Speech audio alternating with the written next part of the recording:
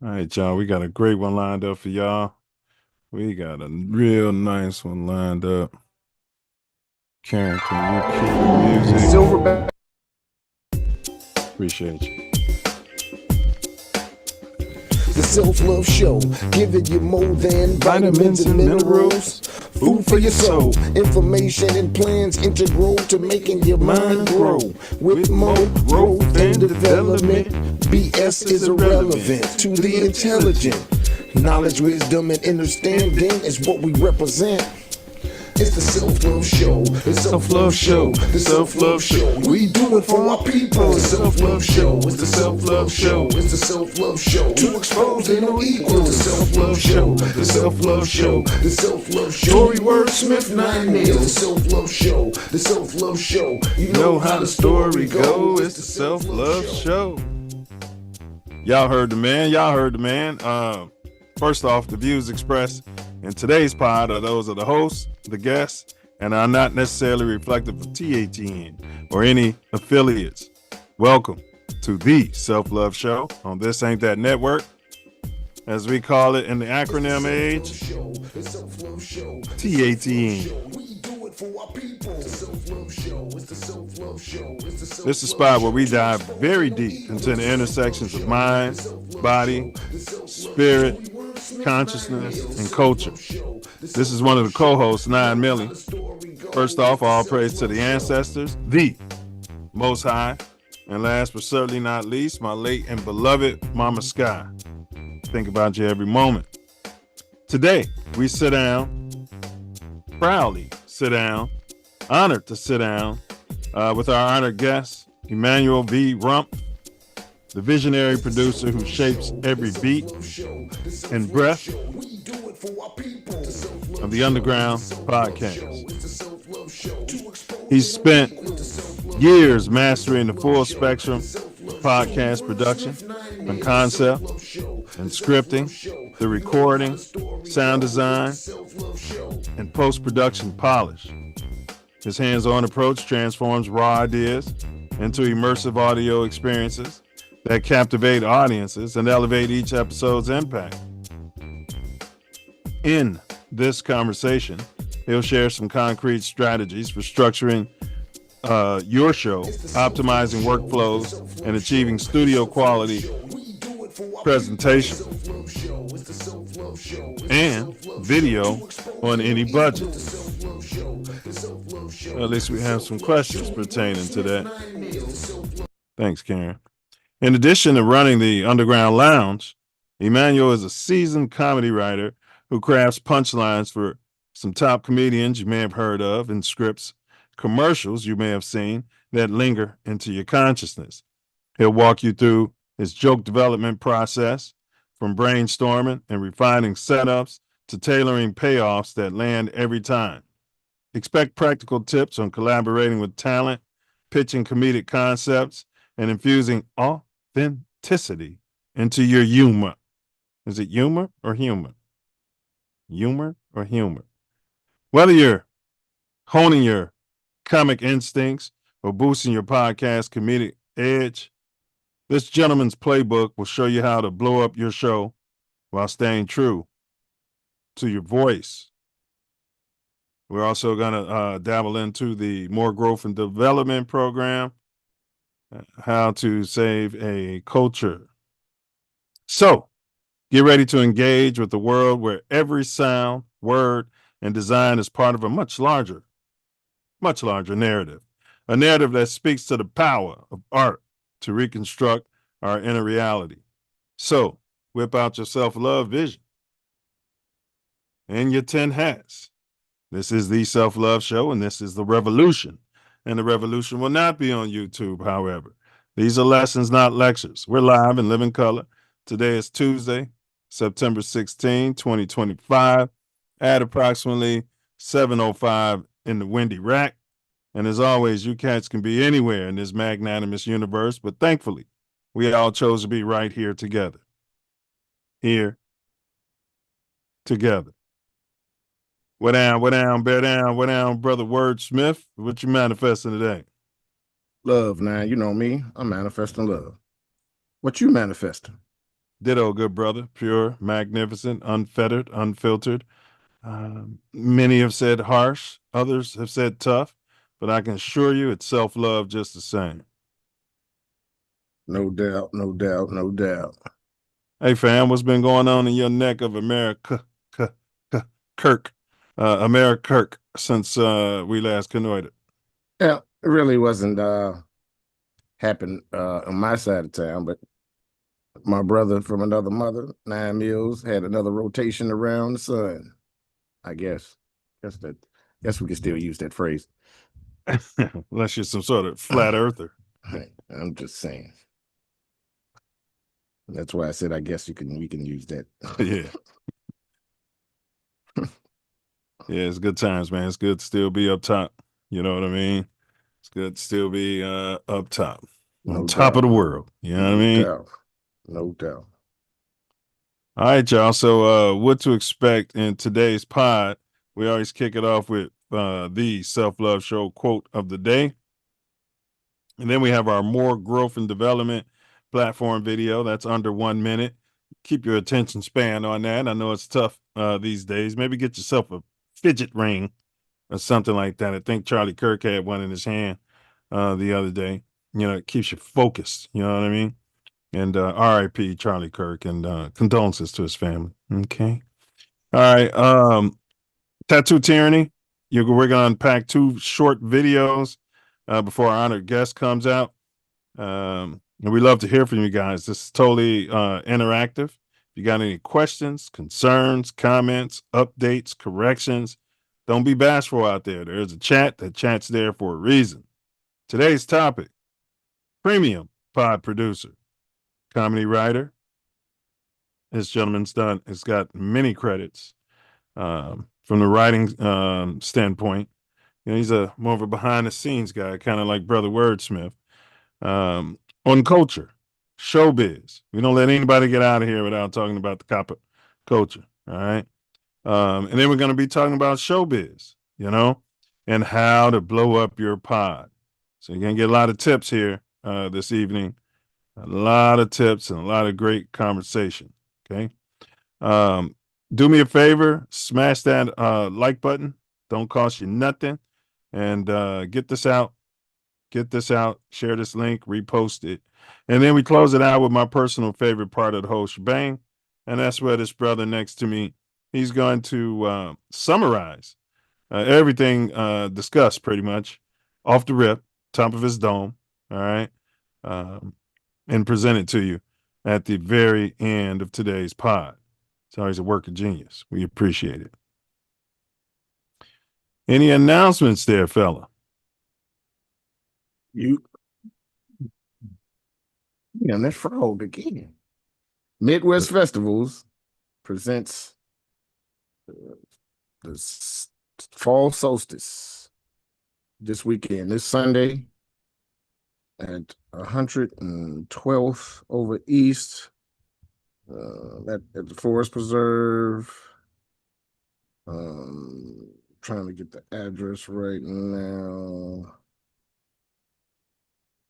Trying to do too much at once, bro. Well, go ahead. Big Ups Midwest Festivals, one of our sponsors.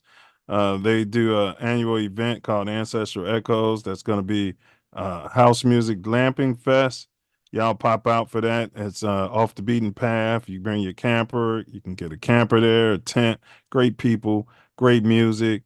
Everybody's, you know, burning really good food. And you can bring your shenanigans there. Not, you know, have your fun. And it's big ups to Tay Mills Aesthetics, multicultural skin, body, and weight loss pro. You find yourself out here in sunny Southern California and you need an esthetician. Reach out to www.taymilzaesthetics.com. Licensed, bonded, fully insured. You might want some swag on a t-shirt. She didn't make this t-shirt, but you know, similar type of thing. Reach out to Bella B designs at designs365gmail.com. Designs365 at gmail.com. You might need some personalized swag.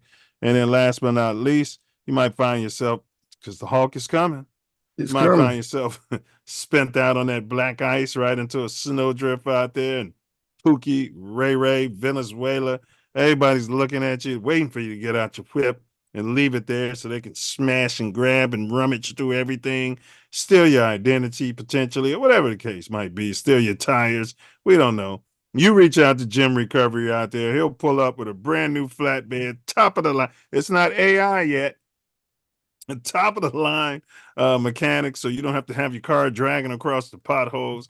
And he may even, or may not, bring you a deep dish slice of sausage and pepperoni pizza from either Giordano's or what's the other spot? Illuminati's. All right, bro, but go ahead. You were talking about the event. Autumn Tunes, September 21st, 10 to 7. Eggers Grove, 112th Avenue E. It's fabulous every year, and this is the third annual, I believe, on this. And it's going to be great times. Bring your chairs, bring your blankets. We your bottle of wine, cheese. Oh, yeah, mention moves it. Charcuterie tray, every set charcuterie tray. Some of the DJs be there from Ancestral Echoes. Are they spinning? Is some music going on? Absolutely. That's what we're doing. Autumn Tunes. Okay. We're playing the tunes, and it's going down in the town. And y'all gonna see how Shy get down. Yeah, big ups, big ups. All right. So y'all know where we at. And enough of my yapping. Turn it over to this brother to handle his business. Yo, yo, yo. Welcome, welcome, welcome. Thank y'all so very much for being here. Been looking forward to this conversation, and it's going to be huge. Today we're covering our brother, Emmanuel.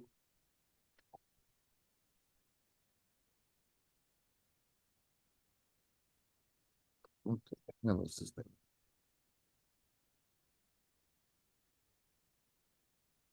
And excellent pod producer, comedy writer. We'll talk about culture, showbiz, tips, how to blow up. Get your pen and paper ready. I'm going to tell you. As always, we have a very important video that we need you to watch. Pay close attention to, as it is what we're building the Self-Love Nation off of. Before that, we have the Self Love Show quote of the day. Comedy is simply a funny way of being serious. Comedy is simply a funny way of being serious. Peter Ustinov. Sound like he's from a shithole country. Big ups to I'm the Mac in the chat. He say, salute, big bro. This channel's energy is what YouTube needs, but algorithm fears. Should be thousands in here. I love you, brothers. Salute from Oaktown, Cali. Big ups to I'm the Mac, huh? It's a huge ups. And Oaktown. Karen wasn't ready.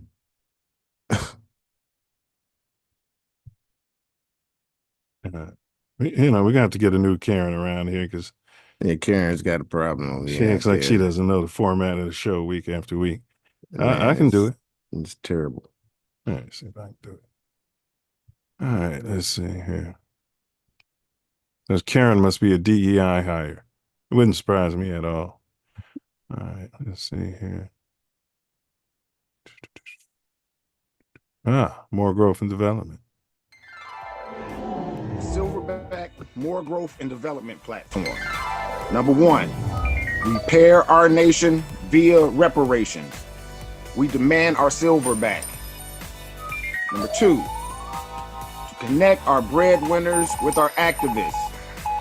And three, show an accurate depiction of African American Chi-Town. Four, to shine a light on positive influence. 5, heal our community one person at a time.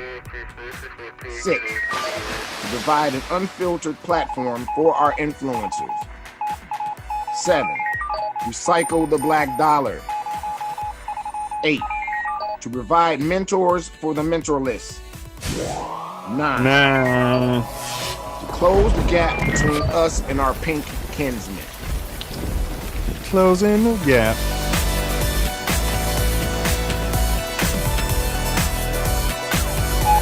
We're closing the gap. Number 10, protect our women, children, and men by any and all means necessary. Facts. I agree with that 100 million%. Hey, y'all, if you didn't catch last week's show, we unpacked why the National Guard is coming to the rack and what it means for the peoples.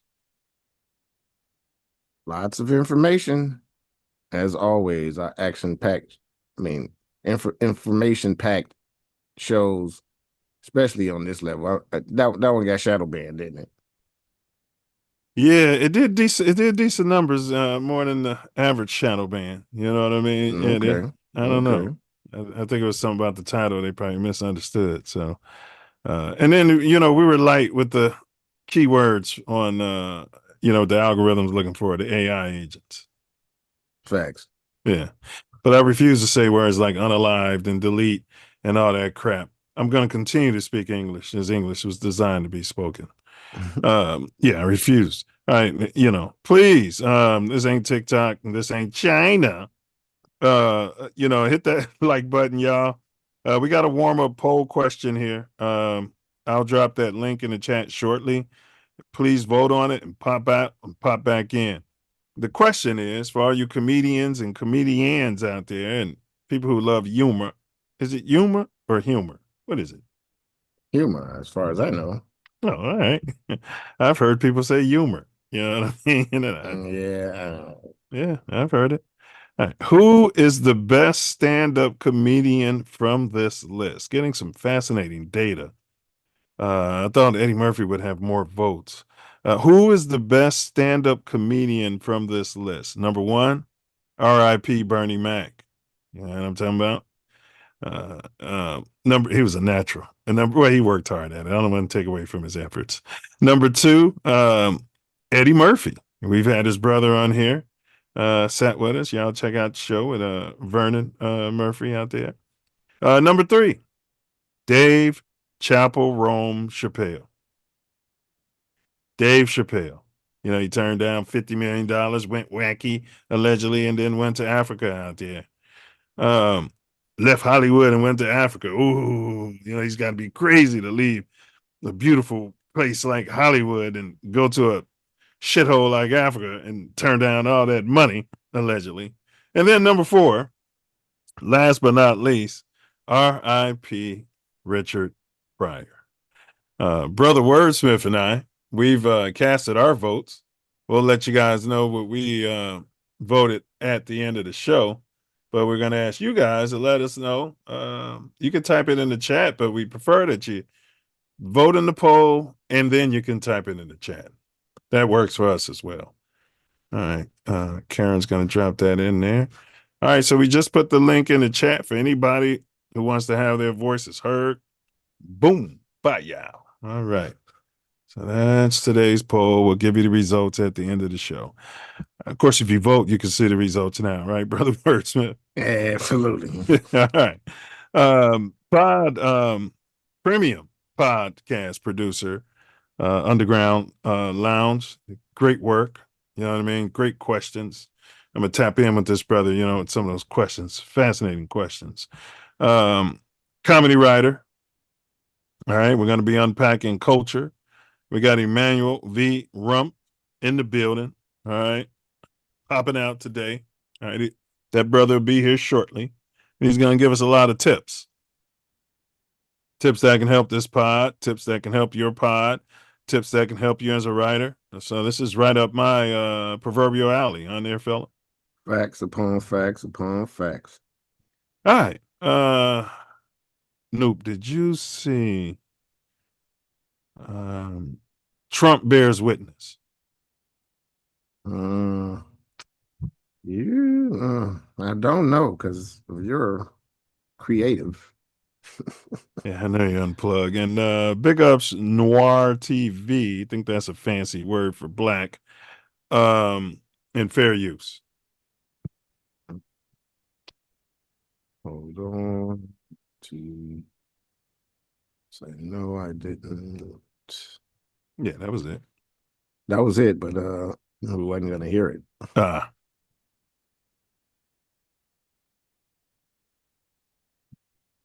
Is this you discussing Indian blood? We're going to judge people by whether they have Indian blood, whether they're qualified to run a gaming casino or not? That probably is me, absolutely. Because I'll tell you what, if you look at some of the reservations that you've approved, you, sir, in your great wisdom have approved, I will tell you right now, they don't look like Indians to me. Yeah. And they don't look like Indians. Now, maybe we say politically correct or not politically correct. They don't look like Indians to me, and they don't look like Indians to Indians. And a lot of people are laughing at it, and you're telling how tough it is, how rough it is to get approved. Well, you go up to Connecticut, and you look. Now, they don't look like Indians to me, sir. Thank God that's not the test of whether or not people have rights in this country or not, whether or not they pass your look test. Depends whether or not you're approving it, sir. No, it's not a question whether I'm approving it. It's not a question whether I'm approving it. Mr. Trump, you know, in the history of this country, this guy turned red. They get red when you hit them with the they don't look truth. Jewish to me. Oh, really? They don't look Indian to me. They don't They look look like Italian him. to me. It looked like him. And that was a test for whether people could go into business or not go into business, whether they could get a bank loan. No, it's about You're the too reservation. black. You're not black enough. Yeah, he came with the word salad. Was Donald Trump calling them $5 Indians? Was he saying that years ago? Absolutely. What does he mean they don't look like Indians to him? What do Indians look like? Because the other guy started with the word salad, talking about Italians and blacks don't look black enough. You know what I mean? And then he said they don't look like Indians to Indians. Yeah, he did say that, didn't he? Yeah, That was fascinating. I've never saw that either. I saw it. I've seen that. You saw it when it was like back in the 90s, or Yeah, when he said it. yeah? Look Yeah. at that. Yeah, I didn't see none of that. I was kind of appalled. a little Right. bit. Yeah, because we were down at that liberal college getting word salads. Right, and I didn't know that. Yeah. Yeah, he was talking about my people. That's what he was talking about. Yeah. Yeah. And you see how that dude got all mad at, like, Oh yeah, because why was he mad? Because those Indians look like him. Ah. Oh man. All right, y'all. We got a premium power producer. He's gonna be in the building soon. Comedy writer and on culture, showbiz, and how to blow up your pod. We got one more here for you guys. This one, Brother Wordsmith's been all over the news. It's called Kirk to Enterprise. Oh, okay. Big ups, air quotes. All right, big ups, Kirk to Enterprise and fair use.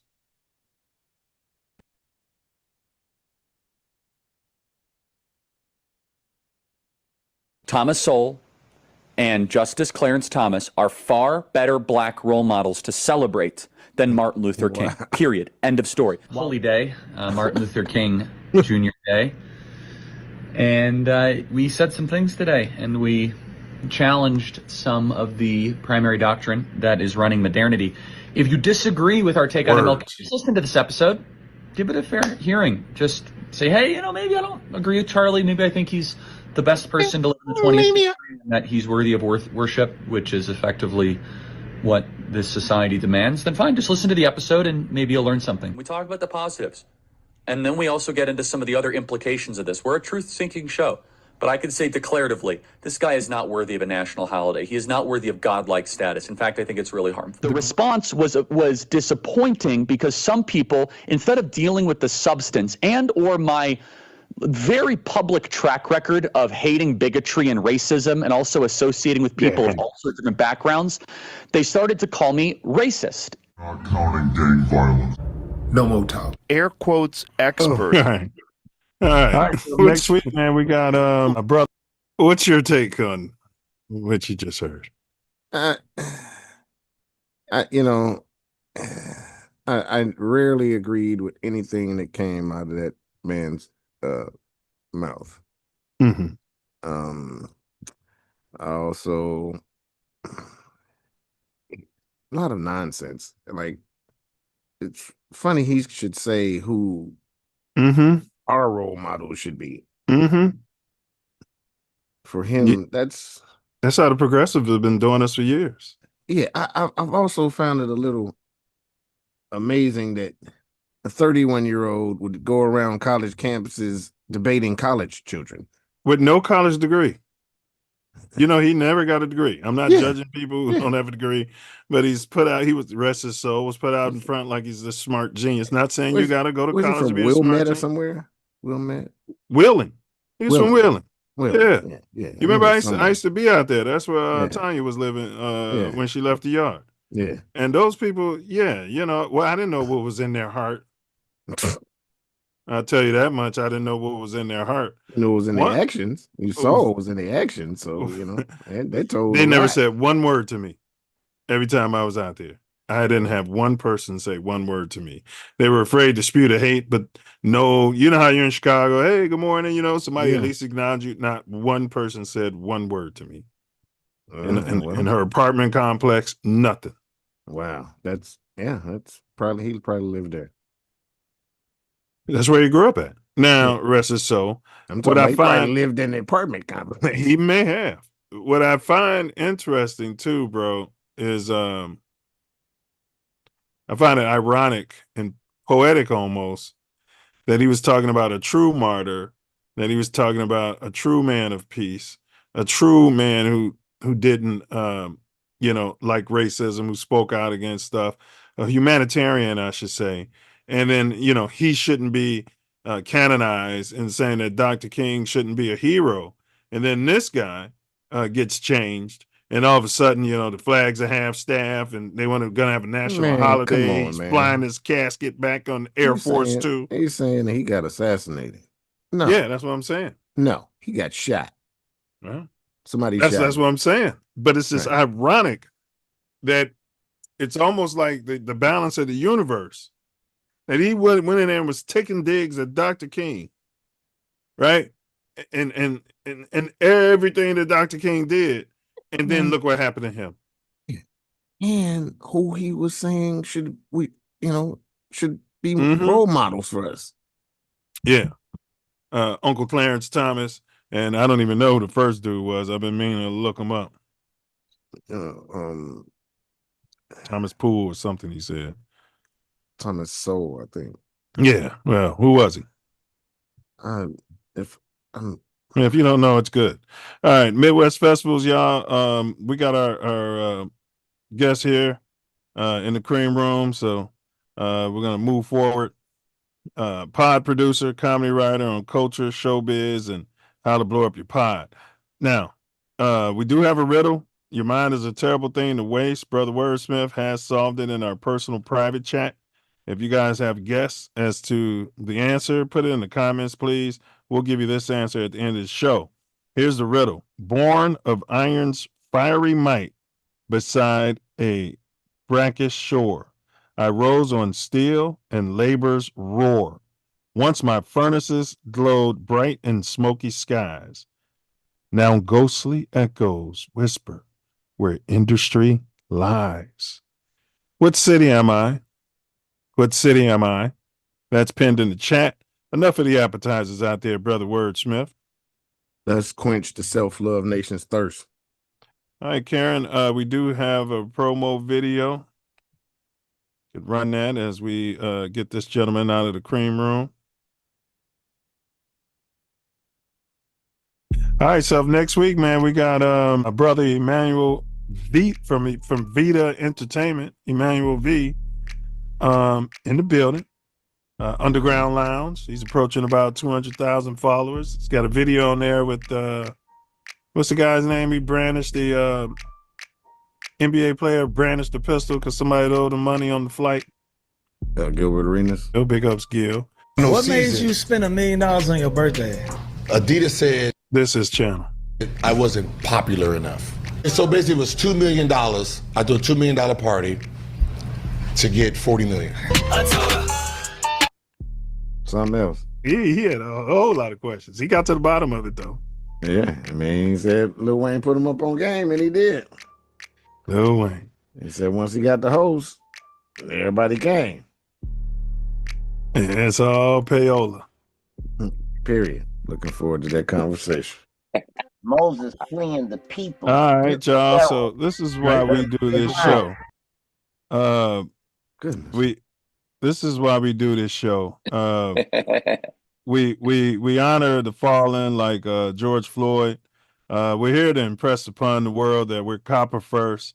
We're not racist people, you know. We just know that our people have been on the bottom, so we need the most help. So that's why we, you know, want to be copper colored first. Also, it's about that more growth and development platform video we ran, Nation Rebuilding. And then we're here to chronicle our story, brother, as opposed to his story.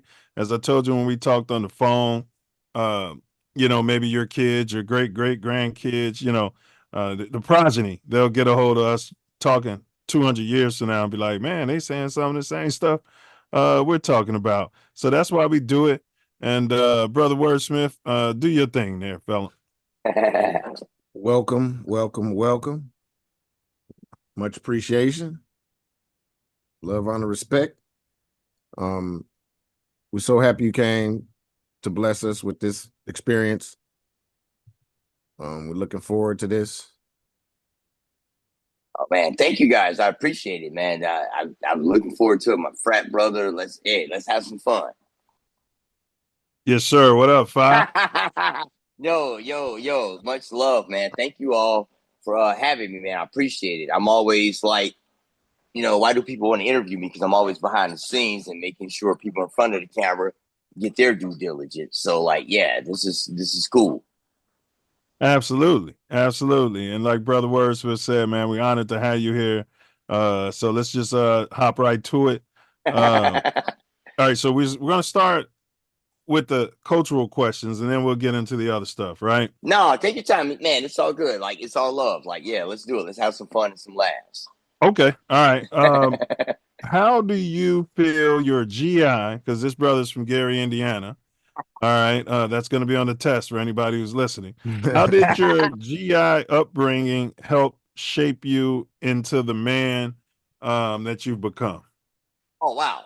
Yo, that's actually a dope question. Holy shit. Yo, I'll tell anybody, I was blessed that I grew up with both sets of my grandparents on my mom's side and my dad's side in Gary. So I grew up with both sets of granddads. So you got to realize, like, for them growing up in the era that they did to teach me certain things is incredible. They taught me how to say yes, sir, no, sir, yes, ma'am, no, ma'am, open the doors, treat a woman like a woman. Like, it was all of that. Like, on my mom's side, yo, I just talked to my brother. It's 10 of them. My granddad and my grandmother on my mom's side, yo, were married for 73 years and had 10 kids.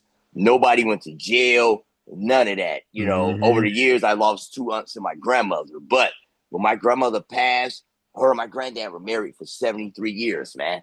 I've never met anyone else in my life that's had that experience. Never. So with that, 8 girls, 2 boys, 2 crazy uncles, hey man, like it was a sitcom in the making.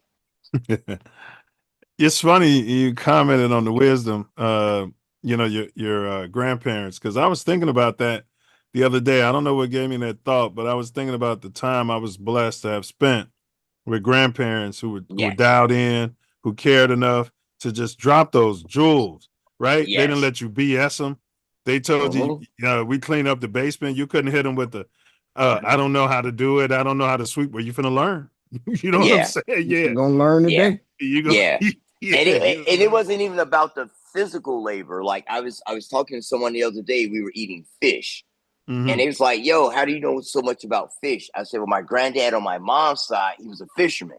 We would go out and it was just grandpa doing old school grandpa thing, put the worm on the hook, catch the fish. But here's the dope thing about it. We'd come on with a cooler full of fish. And not these fancy coolers. I'm talking about that styrofoam shit.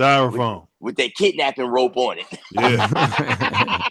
And my grandmother would have the table prepared, the newspaper on it, her knives. Already ready. And so she would scale and gut them. I drew a line at that point. But whatever they didn't cook, my granddad, they put it in the freezer. And my grandmother would like clean them out, scale them, gut them. And next thing you know, fish, spaghetti, Louisiana hot sauce. What's it? The other one? Rooster, red rooster. There we go. Yeah.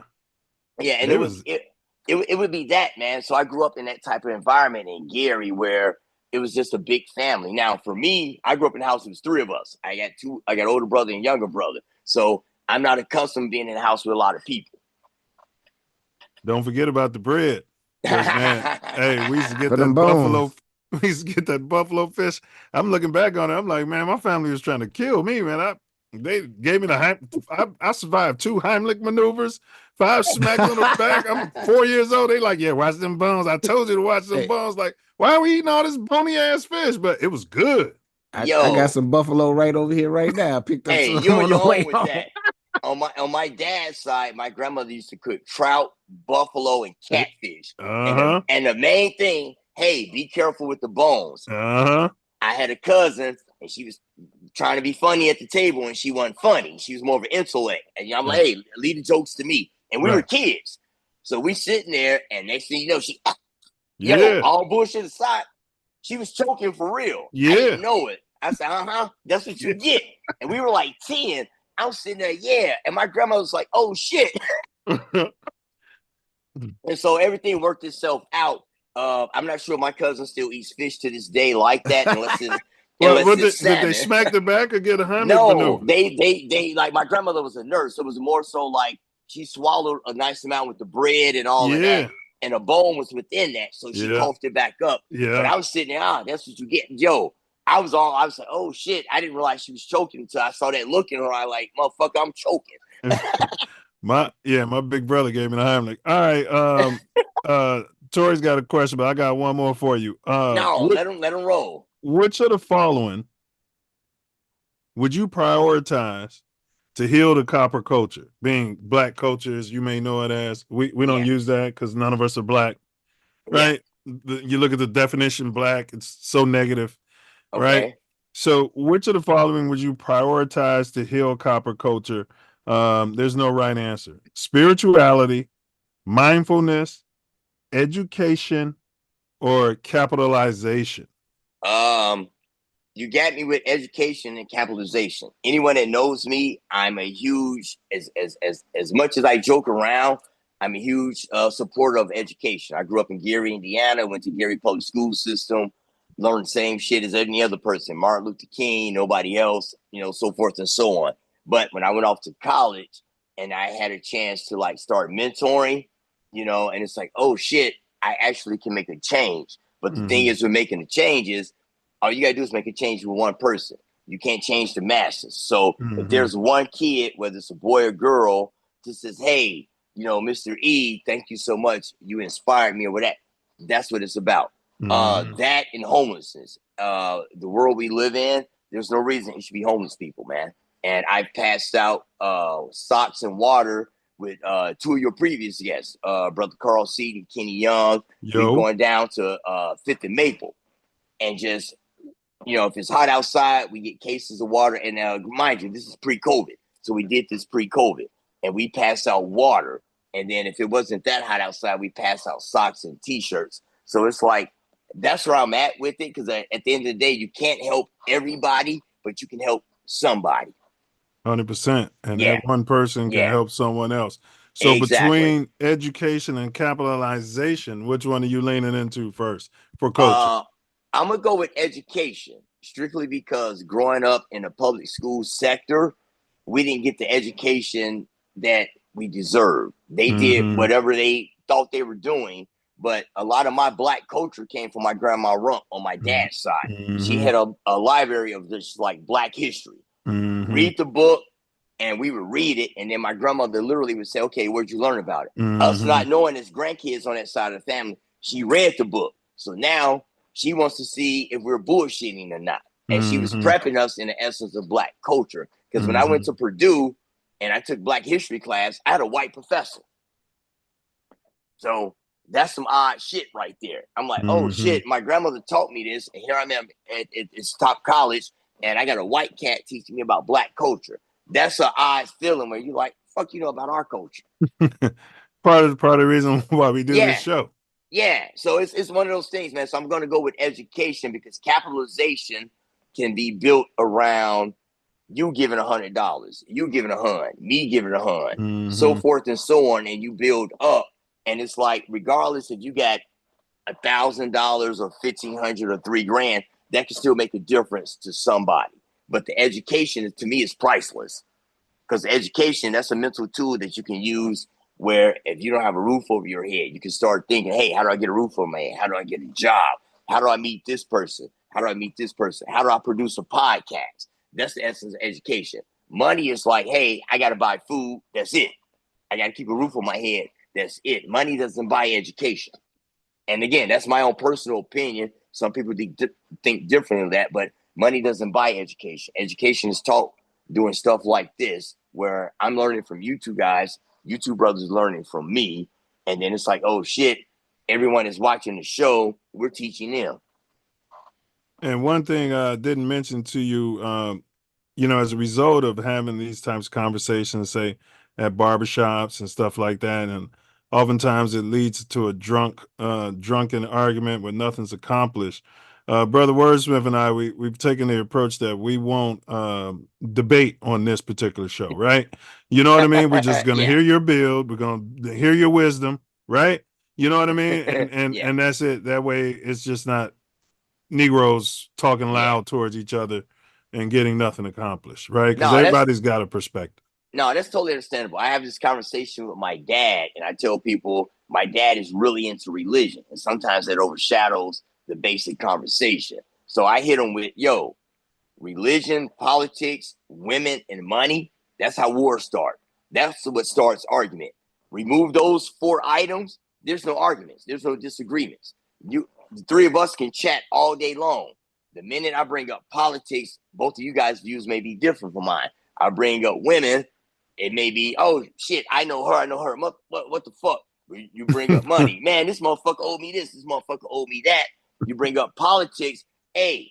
So there's that right there. So those conversations, for me as a comedy writer, I laugh at them. But for the average person, that they get emotionally involved in those conversations.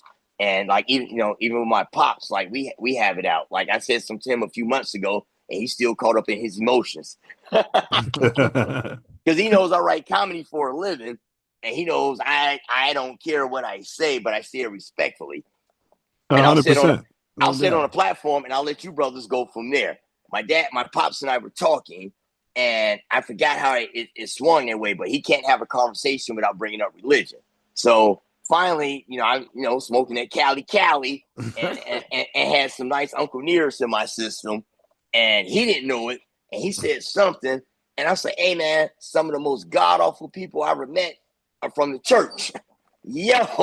Well, I knew he didn't appreciate that. Yo, he didn't go off, but I could hear the tone change with him. And mind you, I'm on the other end of the phone cracking up, because now I'm getting the giggles, and I'm drinking, and I'm like, oh, I'm engaged in this conversation. Let's do it. And we went back and forth, but it was respectful from father to son. And he was trying to justify, well, they don't embrace religion like this. I said, hey, don't justify it. You took me to church, and I met some bad people. That's that. Fuck the shit what you got to talk about, because I met some of the nicest people that are just spiritual that didn't go to church. Right. So there's that. It has nothing to do with God or the devil or none of that. So yeah, my pops, we have these conversations, and I eat his ass up alive with the cynicism and the sarcasm, with the humor, and it'd be like 8 o'clock, 9 o'clock Sunday morning before he goes to church. Hey, big ups, Uncle Nearest. That's our drink. You know what I'm saying? Shout out to Fawn Weaver, man. I got hit to Uncle Nearest when I heard about the story. So I tell everybody, man, like, if that's a black business to support one of the top selling black whiskey companies over the last 5, 6, 7 years, man. Uncle Nearest, man, like, love. And I don't know Fawn, so this ain't a plug. It's just that, like, yo, it's a dope whiskey, and because it's a black owned company by a black female, it's love's love. Yeah, we've been drinking it at Charter Day at Beta Chapter every year. Oh, go ahead. Yeah, go ahead, Brother Words. For years, man. Go ahead, Brother Wordsmith. For sure, for sure. You know, he got that beard. That's what I'm trying to get. You already know. Knowledge, wisdom, understanding, right there. Do me a favor, and in your mind, unpack reparations and what that would look like. You know what? Anybody that knows me, I'm not driven by money or finances. If someone were to come on right now and say, yo, we got 200 grand between the three of you all. All right, we're going to figure out how to split 300 grand, 200 grand equally between three people. So with reparations, it's like, yo, give people what they deserve. Somebody works for you, give them that money. Do I think black people are going to get the full essence of reparations? I don't know, man. We had a black president. We may have another one. That's an ongoing debate, man. Spike has it with 40 acres and a mule. So with reparations, I want to see us get land. I want to see us get an education. I want to see us not have to pay property tax. Because what I'm starting to find out, yeah, you may have a house, you may own it, but don't pay them property taxes and see what happens. Right. Yeah, they covered that on Next Friday. Yo. The film Next Friday was talking about that.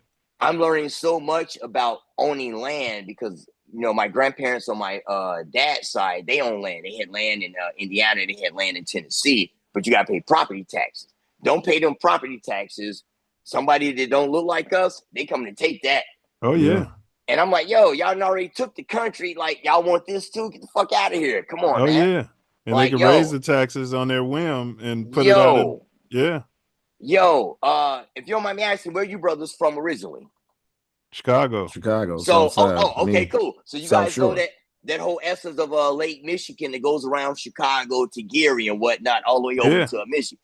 Yo, check this shit out. So in the 90s, my grandmother had a friend that lived in Miller Beach, Indiana, right on the lake. Yeah, I know Miller Beach. And houses in Indiana are fucking dirt cheap. Those are $200,000-$300,000 houses on the lake. Yeah. One of her friends, their property tax was like $2-3 grand a year. Late 90s, my grandmother was telling me, like, hey, remember those people I told you that stayed on the lake? Yeah, they're selling their house. I was like, why? She said their property taxes went up to $6 grand. No apparent reason. Hey, these are the new property taxes. Now, and you're talking about a retired couple that's on a fixed income. Yeah. So now you're forcing damn near homelessness. They should have been locked in. You're forcing damn near homelessness. Like, come on, man. Yeah. How do you justify that $4,000 jump? And mind you, we're in Gary. It's not like Chicago or Evanston where like the property is a little bit more valued, or New Buffalo, Michigan on the other side.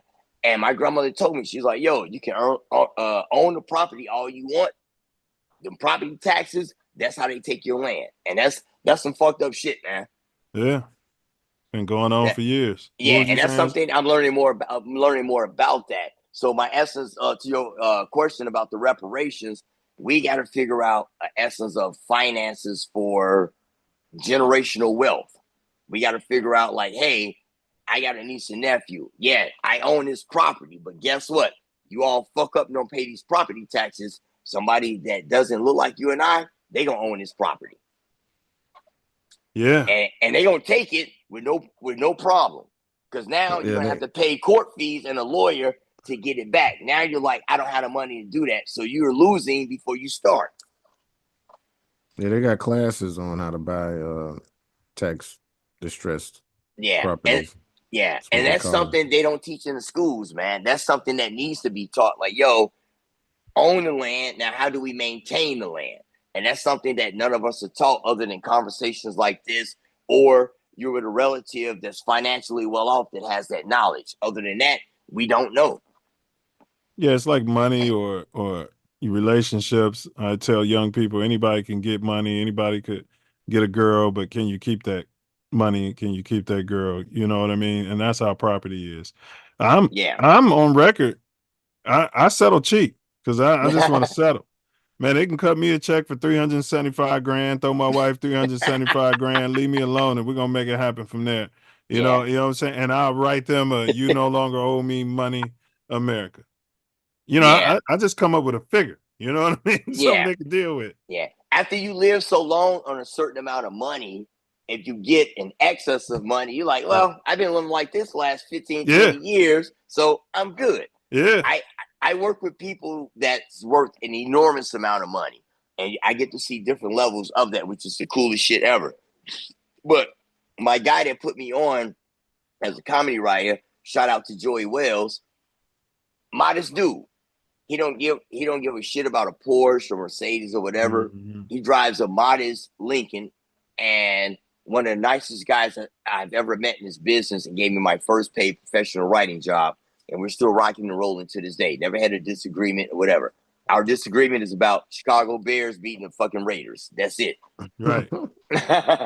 But there's other guys I work with that have that essence of luxurious wants or materialism. Mm-hmm. You know what I'm saying? So like it's one of those. It's kind of like, yeah, I have a dream car, but if I can't afford to get it right now, then it's just a dream car. Yeah, versus how much is enough versus am I just settling? Yeah.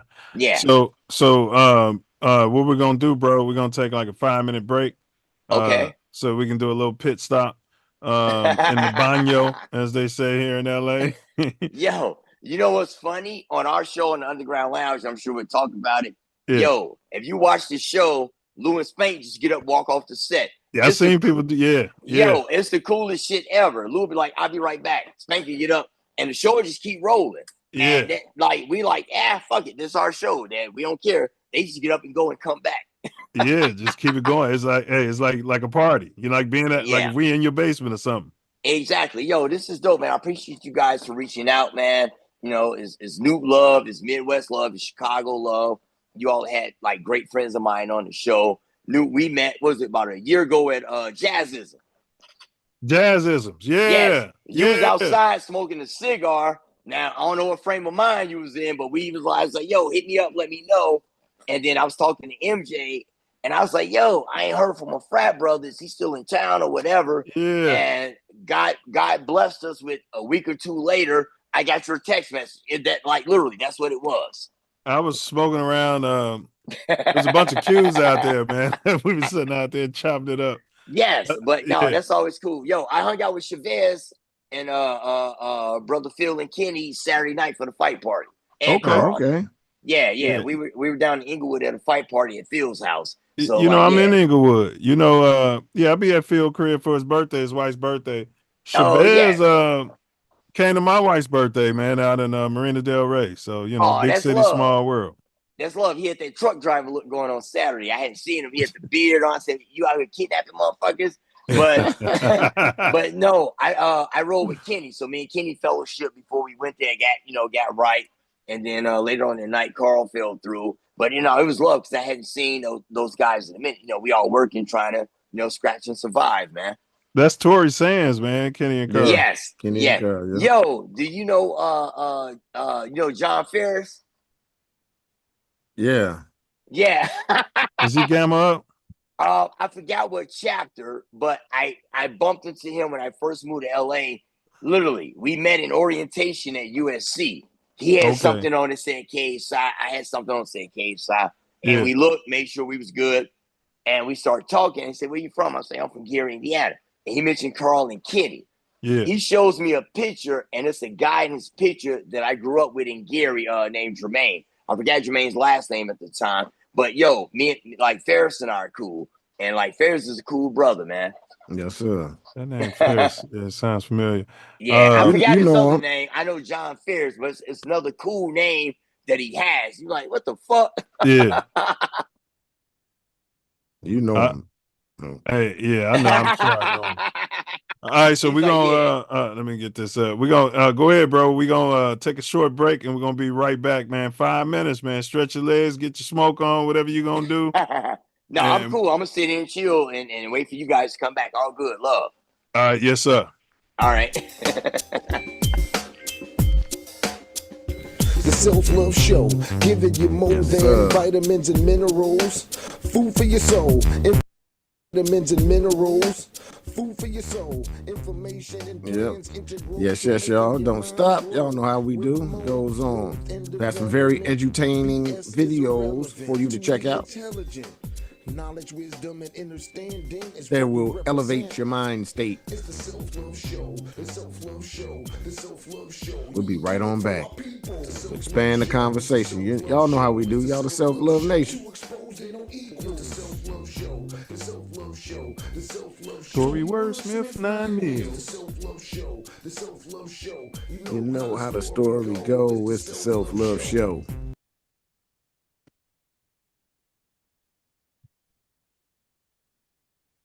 Moses fleeing the people from Pharaoh. Right, let my people go. 40 years in a desert. Manna. Let's talk about what manna truly is. And Agonoski's in the Middle East right now saying manna is Peter. can we put some sensibility to that? Being in the desert, and our Father, the Creator, loves us beyond. He's gonna rain down bread in a desert. Moses summoned the strongest men for them to dig, and that's where the whole term of so it is above, so it is what? Below. That means that Moses had the science for them to dig and find water. Yeah, like the elephants would do. So what do you find even in the desert when you dig down and find water? Do you find bread or do you find plants? You sounding like this shit is the wheel or something, like it's gonna change the world. Look, man, I don't know about all that change the world shit, but what I do know is that they be going crazy over this, man. I'm telling you. And the bitches, oh Lord, the bitches, yo, they do anything for this. The social programming, man, is off the chain, and we witnessed it. You know, we got to see it firsthand. You know, I often say that hip hop went from having fun to scholars to selling drugs to thugs to doing drugs. And to literally drive by mass killing women and children in the neighborhood. Like, that's okay. Killing the elders, shooting up the block, that's all good stuff. The drug raping, all of that stuff became the cool thing to do. And then the mass materialism, and that kind of started during our era.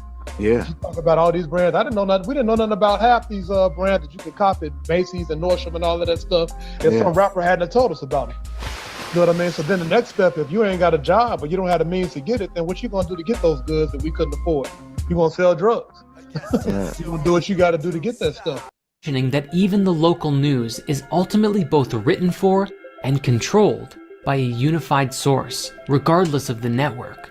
Just watch this clip and you'll see how bad it really is. Plaguing our country. The sharing of biased and false news has become all too common on social media. The sharing of biased and false news has become all too common on social media. More alarming, some media outlets publish things they aren't true without checking facts first. Unfortunately, some members of the media use their platforms to push their own personal bias and agenda to control exactly what people think. And this is extremely dangerous to our democracy. Why did you decide to use hip hop or music as a vehicle? I could say my uncle Parrish, he had that's his age group, the turntables, the B-boys, you feel me? He a little older than me. So they was doing that in the rooms, man. And I was like, yo, I was intrigued by that, man, watching Rap City every Saturday over my grandma's house. My other uncle, Robert Morrison, he got a Grammy, bro. He's a producer, bro. He's like a house producer, bro, R&B. So he did a lot of stuff with like Maurice Joshua, all them house cats, man. He got a Grammy for that. So that was a part of me, man. Music in my family, bro. Like my great grandma was a poet, you know. So it came from that, you know. And my uncles, my pops, they had like they was like the Jackson 5 type shit. Y'all can hear that in the background? Yeah. I heard after the shots 12 rolling late too. I heard the last of the shots when you said, man, they shooting. Yeah, you heard that? Yeah. Man down. Was some of my research, at USC. I did a survey. The question was, do you think that Jesus Christ was of African descent or European descent? Overwhelmingly, over 90-something% of the folks said African descent. I said, then do you think his ethnicity matters? They said, no, it doesn't matter. And I'm saying, it matters obviously to somebody. It does. You know, Absolutely. and it matters to white supremacy. But whenever there's a book called The Color of Christ, the saga of race, I think in America, they track when, most people say, well, this is something out of Europe and, who was that? Michelangelo painted, No, that ain't got nothing to do with why Jesus is white. Jesus is white because of America. Jesus is white because of white supremacy and the Klan. That's why Jesus is white. That's where that comes from. It didn't stick in Europe because they knew better. Man, I thank you guys for inviting me on. Thank you. Great format, very solid. It don't have that low budget movie feel. You know what I'm saying? And we get that a lot in the Black community, for real. Like people look at us to be fuck ups. They look at us to be low budget. They look at us to be ignorant, stuttering, and use a whole bunch of and all of that. But no, they got real deal on here. But everybody know who Torian Mills is, baby. They know. Hey, well, bro. They're so ignorant. Hey, but this platform's your platform. This platform's my platform. From Inglewood, California to the South Shore. Shore. Crazy thing about it. This platform That is fucking hilarious. It's made for the crazy and establish this Constitution for the United. That is fucking hilarious. Yes, y'all. Don't stop. Oh, y'all Self controlling Luv that. Show Okay, cool. rocks on. Welcome back. It's the Self Luv Show. The Self Luv Show. The Self Luv Show. We do it for our people. It's the Self Luv Show. It's the Self Luv Show. Two exposed and no equals. Self Luv Show. Self Luv Show. The Self Luv Show. Tory Wordsmith 9 mil. Self Luv Show. The Self Luv Show. You know How the story goes. It's the Self Luv Show. Welcome back. Were you not edutained? This is great information to espouse to the nation. We do it lovingly with no hesitation. Welcome back. Today we are blessed to be experiencing our brother Emmanuel B. Rump. I don't know what happened to my video. It's coming back on. Oh, okay, cool. Yeah, bring him on. Yes, sir. Yes, sir. There we go.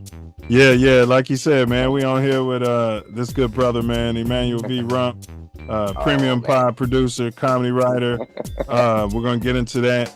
Probably did some commercials, wrote some commercials y'all saw.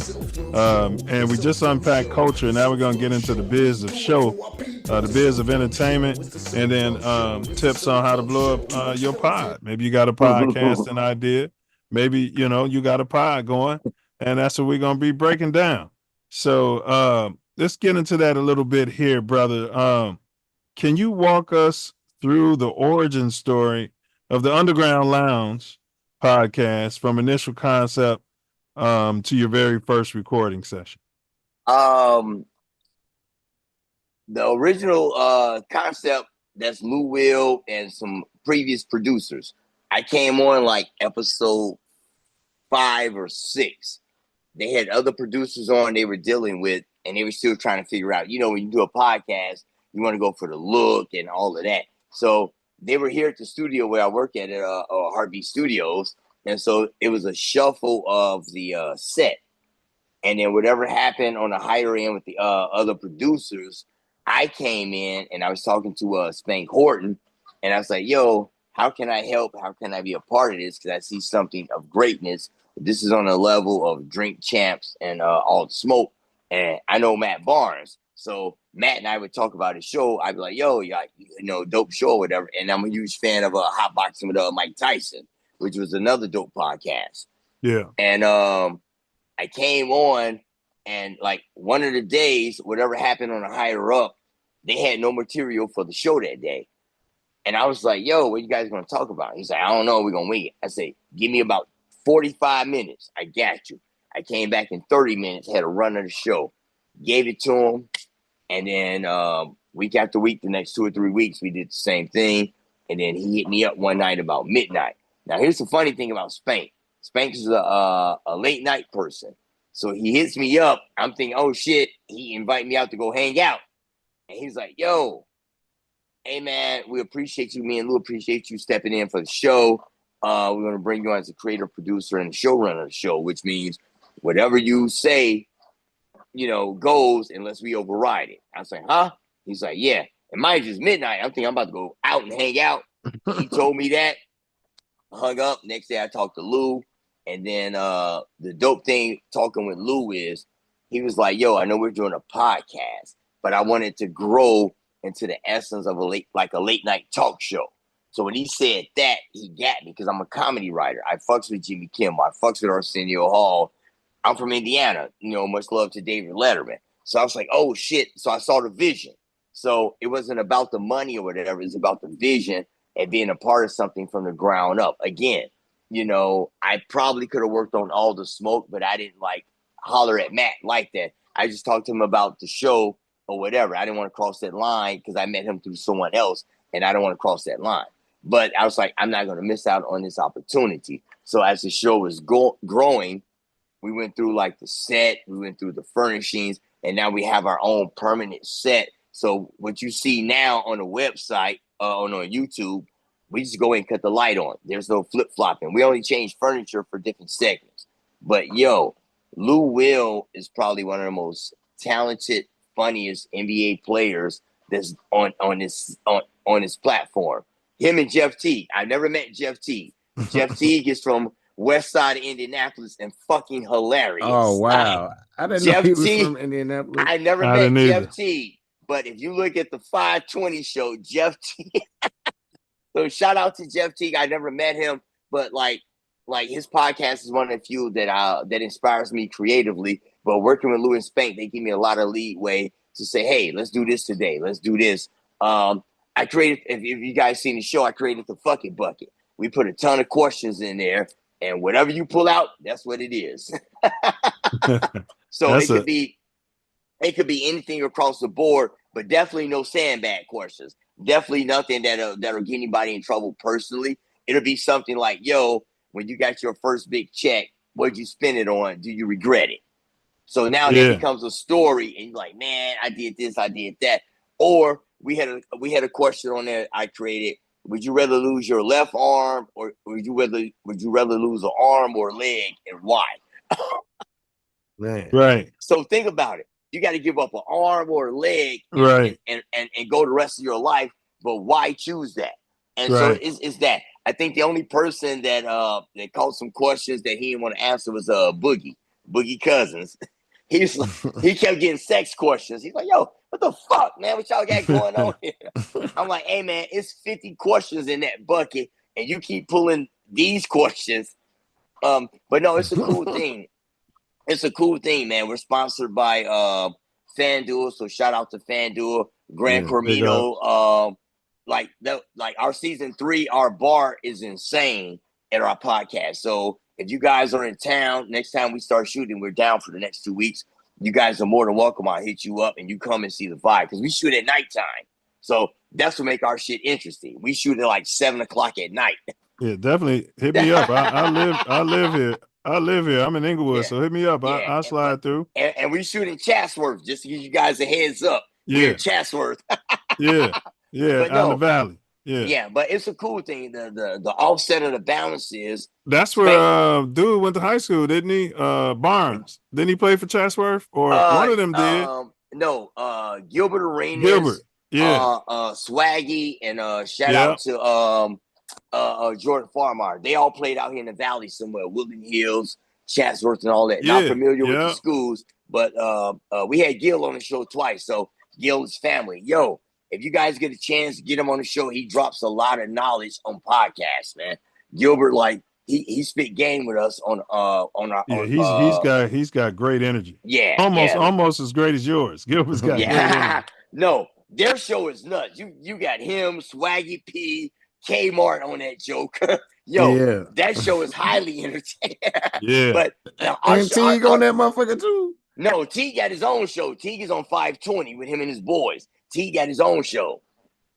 But if you go to YouTube, T got the funny clips of Jeff T, and he says the most outlandish, funniest. I'll be checking Teague is it out. naturally funny. Yeah, his thing hits my his stuff hits my algorithm. Be feeding me that. I'll be like, okay. Yo, you click on one, but no, like those guys have always like dropped knowledge and whatever. Like I said, I've never met Teague or whatever, but I got a great respect for him for being from Indiana and all of that. But no, man, the podcast game is fun. Like we have a lot of fun. The dope thing about it, Lou doesn't like talking about sports. He loves comedy. Spank doesn't like talking about comedy. He loves sports. So that makes my job a lot easier as a creator, producer, and all of that. Because Spank is all Philly. The baseball team, the basketball, like Spank is all Philly. So it makes for good conversation, man. Yeah, across the whole nation. So the core cast members were already in place before you got there, right? It was only like Spank and Lou. That was it. Yeah. Spank and Lou, yes. So what unique roles or personalities do Spank and Lou do you think they bring to the show's dynamic? First of all, they're talented as shit. I am blessed to work with two guys that have natural improvisational skills. Mm-hmm. Lou is an NBA player. He's been playing the NBA for 17, since he was 17. Had a dope career. So for him to sit in this seat now as what we call journalist, media, podcast, or whatever, it's natural for him. It's natural for Spank because Spank is a comedian.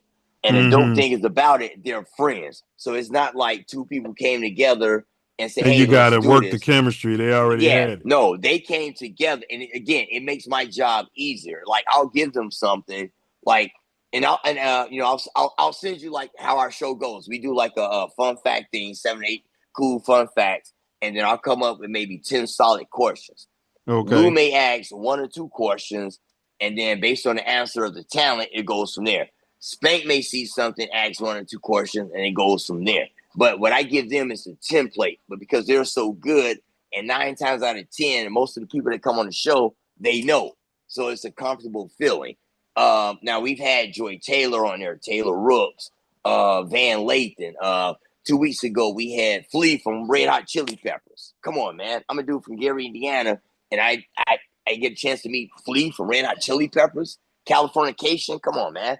Like, we're blessed, and they make it easy for us, man. They literally make it easy. We have our meetings. We got my man Kev, which is the technical producer. He does the social media. Joe is the camera guy and editor. We got Cuzzo and camera guy. Like, we got a dope team, man. It's like 8 or 9 of us that makes it incredible.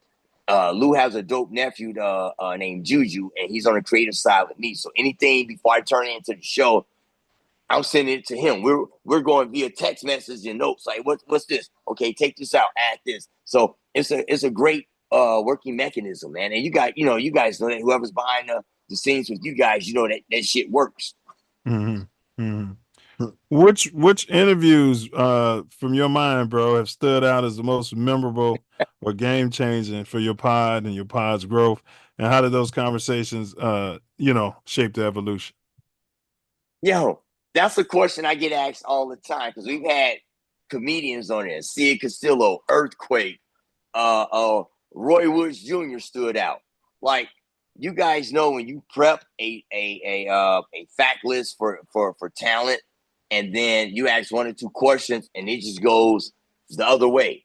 We had that with Earthquake, Roy Woods Jr., man, where the comedy is just, they stand out. Sid Castillo, Van Lathan, that was actually dope because he's a journalist. So that was a pretty cool conversation to bring on, where it's like, yo, he's not an athlete. He's not a comedian. He's a guy that's been on CNN. He's done TMZ, and the guy's well educated. So, and he's got his own pod too. Van's been going hard. Yeah. Yes. So he dropped knowledge with us in one aspect, and what we talked about earlier, the educational tip, and then he dropped the comedy aspect. So we got a chance to see both sides of Van, and it was the coolest shit ever, man. The same with Taylor Rooks and her journey. The same with Joy Taylor, and yeah. But we have so many people in there. Meta World Peace. Yeah, That's Joy the one that Taylor. stood Yeah, out. Joy Taylor on there, huh? Yes. Okay. I'm about to get in trouble for this, but my man is from Indiana, and I fucks with him. I might get a lot of flack for this, but I fucks with Jason Whitlock, man. Jason said peanut butter skin and 2 cans. Yeah. That shit. Yeah, Yo. he's definitely got some moments out here. I'll give him that. He's definitely My brother and I, we laugh about that. Now, granted, we all got our opinion about stuff. So right. I watch his clips, but I show him love because he's from Indiana. He went to Ball State, played football, but that's just Hoosier love. But no, when that Joker said peanut butter skin and 2 cans, that shit's fucking hilarious. Yeah. And recently he called her peanut butter Tupac. Yo, he's off the chain with his shit, man. He's nuts with it. So, but no, we had Meta World Peace on that. That one stood out. If you guys go to the website and check out the interview, because the dope thing with Meta World Peace, he wasn't scheduled to be on the show. He just fell through. He just happened to hit Lou up, and Lou was like, "Yo, we taping the show, fall through." And he literally fell through, and oh shit, and he just walked on the set, and we just started interviewing him. There was no Ryan Artest, huh? No, yeah. Hey, so just so y'all know, I'm gonna give y'all a quick sample. This is my man Jason Weaver. First big Fair use. purchases that I regret purchasing to this day. I bought one of the first big purchases that I regret purchasing to this day. I bought this is during the Smart Guy days. I bought it was a 97 CLK 320. And it wasn't even out yet. Right. Like I went to the Benz dealership. That was the coupe, right? That was the coupe. Yeah. So I went to downtown LA Mercedes Benz, and I wanted to get a S class. I wanted to get a S6. Yeah. So I went there, and they didn't have any available. And they were like, "Hey, we got this other one over here. He was young. It's a little bit more affordable. Like, you seem to be a little bit too young to be driving around the S600. So here's something that you may be able to manage it." And so I saw it. I ended up putting myself on a waiting list for it. So I paid like this little premium or whatever to get on the list. Yeah. That was stupid. They saw him coming. So finally, like 2 or 3 months rolls around, and Mercedes-Benz calls me. They're like, "Yo, we got the car. It doesn't have the interior that you want, but we got it." It was actually Michael Eisner's car, who was the former chairman of Disney. But he ended up not Mickey wanting Mouse it. So they car. were like, "If you want, you can have Michael Eisner's car." He I was changed like, the "I'll game. take that one." 'Cause I know Yeah. that's probably tricked out anyway. Man, I take this thing off the lot. The first thing I do is put a Lorenza kit on it. So I ruined the whole engineering of the car. Oh yeah.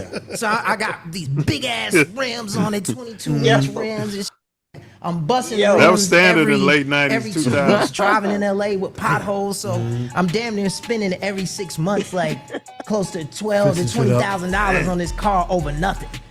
And then I bring it to Atlanta. So this is the car I'm rolling on the AU with. I'm on the AU campus with this car, so I'm killing them. I'm going crazy. A friend of mine comes down from New York. So I thought he was a friend. Comes down from New York.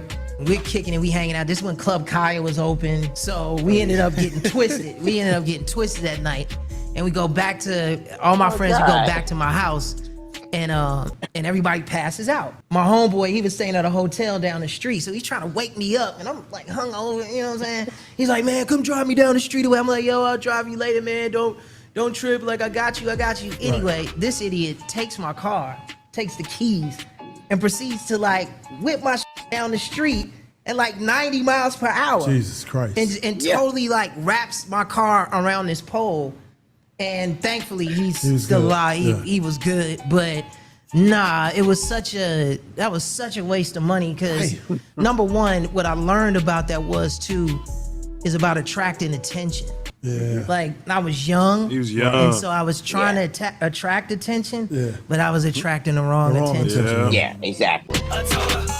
Yeah, that was good messaging, man. You know what I'm shout out saying? to That's kind of like why we do this show, man. So people maybe, like you said, one person earlier, one Yeah. 18-year-old falls into a bag and see that and be like, I was just about to do the same dumb shit. Yo, shout out to my man Jay Weave. I wasn't on set for that show, and I'll tell you why in a second. But I worked with him about 10 years ago on a movie called Dysfunctional Friends with a buddy of mine, Corey Grant was the director. And Jay Weave, man, everything at that time, you're talking 2010, 11, everything that he accomplished in his life at that time, nicest dude ever, man. Humble. Cool dad. He had his son on set, man. One of the coolest dads, coolest individual. I hadn't seen him in a minute. So when I found out he was on the show, I was in LA. But the dope thing about our show is Lou is based out of Atlanta. So he got some dope Atlanta ties. So if we don't shoot in LA, he sets it up and he gets the Atlanta people down there. And then the other producer, Kev, and our guy Joe will go down there and they'll film it. So you got 2 studios you could work out of. Yeah, they'll work on something with the studio there. I'd never been there, so whatever they got to do down there. But like out here, like we're good. But it's the coolest thing, man, with Jay Weave. But two of the funniest shows I've seen that was taped down there, man. You got to see the one with Carlos Miller and Young Dro. Carlos Miller is just naturally funny, man. Like, yeah, I watched the show because I didn't work on it, so I'm watching it for the first time through the edits or whatever. Yeah. But Carlos Miller and Young Dro, and then there's one with Bow Wow, and they shot it at Magic City. The stories that Bow Wow and Lou exchanged on that show, man, I highly recommend people watch that show because you're talking about 2 young brothers in the entertainment industry at a young age battling the attention that comes with being a future NBA player and being a young hip hop star that has a future in the game. Running around with Snoop Dogg and their friends. No, they're in Atlanta with JD. So again, a lot of people, if they don't know, like Lou, he went from high school to the NBA. So you got to realize he's not too far from the same age as Bow Wow in that sense. I can't fathom those 2 jokers hanging out together. One already highly successful. One is literally on the cusp of being right. He's going to the fucking NBA, which he did. And it's the coolest shit to hear these stories. But the fact they shot the episode in Magic City and Bow Wow is telling the story how they met. Yo, it's the funniest shit ever, man. So, like, those are 2 of my favorite episodes that were shot down in Atlanta, man, with Carlos Miller. I'm sorry.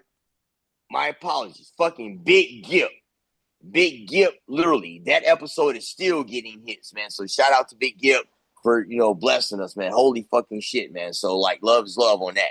But Big Gip dropped a lot of knowledge. But the funniest episodes for me were literally like Carlos Miller, Young Dro, and the Bow Wow episode. Because the Bow Wow episode, they shot literally at Magic City. So you see what's going on in the background in Magic City while they doing an interview.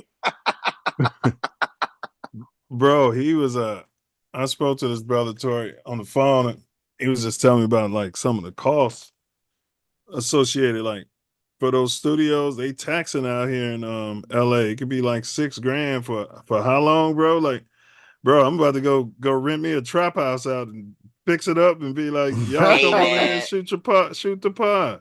Hey man, I tell people, if you don't, the first, like, everybody has a great idea for a podcast, which is dope. We all have a voice, and people get out there and say some of the craziest things, the funniest things, inspiring things. But if you're not shooting in your actual house, which most people don't want to do, right, you got to pay for space. And we're talking post-COVID where people are still trying to capitalize and make, recoup or whatever. I've seen prices anywhere from $1,500 for 6 hours up to 3 racks for 6 hours. 6 hours, bro. Yeah. Now, if you got great time management, you better pop off. You can crank out about 3 shows. You better crank out 3 or 4 shows in them 6 hours. Right. But it's that, man. So that's the thing. But the space is the most important thing, man. And again, I'm way out here in Chatsworth, but space out here still costs it. I'm blessed to work at the studio I'm at. So whatever I create, I can formulate a group of guys and say, hey, this is what we're doing. And I don't really have a high overhead for a space. So I'm blessed in that capacity. So that takes away a lot of stress. Now it's like, hey guys, let's do the best we can because we got the space. So, and that's the most important thing when you're shooting podcasts or you're shooting like short films or a scene from a TV show or whatever. So like, yeah. Yeah, I was working in Culver City, bro, and at the software company, and there was one of those podcasts and studio places next door to where I work. Man, I used to see all types of celebrities because they're interviewing people.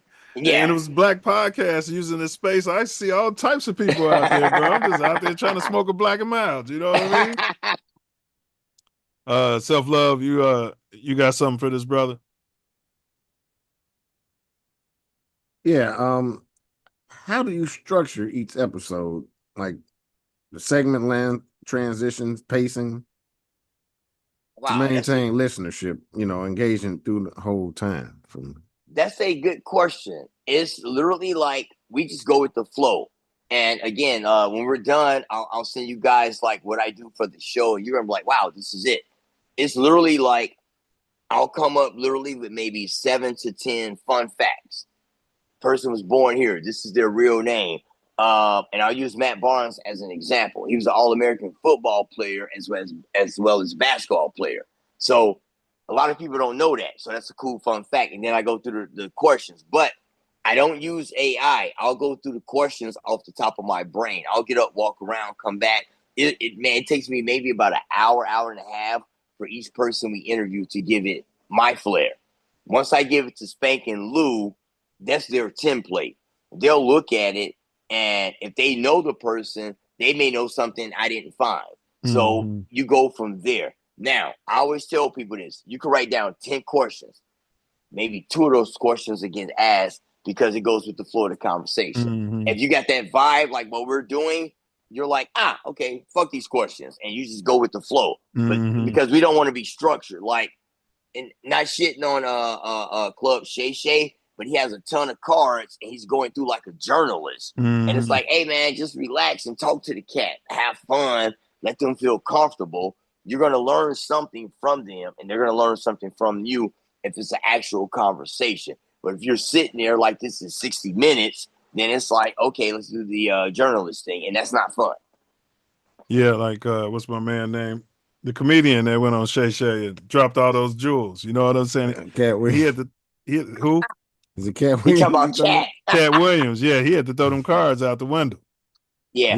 He didn't allow him to do any of that because he took over immediately. Yeah. What happens with what I see with people when they have those cards, they'll study the cards. And what happens is they have no improv skills. So what happens is they get stuck with the questions on the cards. You throw a loophole like a question you just asked. It's like, oh shit, I didn't expect that. So now you're stuck. Now you got dead air. But if you're like, you just have like, yo, I got 10 solid questions and they zigzag. You guys ever seen when Snoop did his show, the GGN network? It was Snoop and it looked like he was at a news counter stand, news station, and he had a guest. Yeah. He had maybe about 6 or 7 questions. But what the smart thing about that show is he asked everybody the same questions. So that's what made it fun. He said, if you could choose between light or day, what would it be? Red or black? What would it be? So that sparked that. And it's like, oh shit, like that was fun about it. He didn't like make it seem like an actual interview. For sure. So yeah, that's the cool thing about these. And then the fact, you cats are noob, so that makes it even fun. And we got mutual friends. So like it just makes it easy. But like, yeah, we don't sandbag people on our show or any of that. We just literally just go with it and have fun. Like we had Jackie Long on there. Jackie came and just improv the whole dope interview. Jackie Long and Too Short. Imagine that. Short dogs in the house. I think my man uploaded it, but we had Too Short. He's cool with Jackie Long. Jackie just fell through on GP, and it was a straight improv interview. But Too Short and him are friends. Short was like, "Hey, can I stay and sit in on the interview?" And we were like, "Fuck yeah!" So now we got like, so now you gotta improv it. I got Spank, Lou, Too Short, and Jackie Long for the next hour.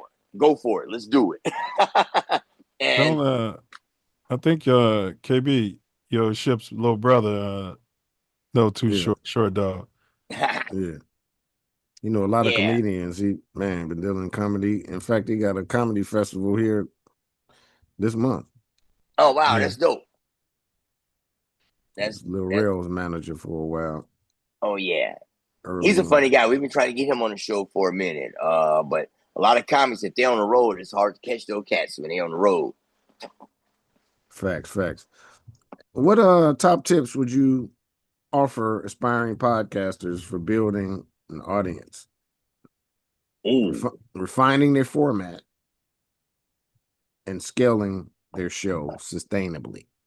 Oh wow, you gave me the technical question. Let me see here. I would say make sure you got a good team around you, first of all. When you sit down and you guys are talking about the show, make sure 6, 7, 8, however many people, make sure everybody's cool. You're not going to agree with everybody, but everybody has to be cool because now this mechanism has to work. It's almost like pledging. Hey, you got one mechanism with however many arms is on that line, and this shit has to fucking work like that. I'm on the creative side. My boy Kev does the technical. Joe does the editing. Cousin nephew Juju works with me on the creative side. Cousin Ant does the still photography behind the scenes stuff. Lou and Spank, they're the talent, and they kind of like guide the ship, and they let us do our job. Kevin Kwan is the from Dope Pics, helps run the videography and the photography. So it works out really great. Shout out to Holly. So I got to give. We have the only female co-host on our show, so I got to give a shout out to Holly. She's dope with certain segment questions. Hey, Holly, we're doing this today. You got any ideas for this segment, or you want to improv?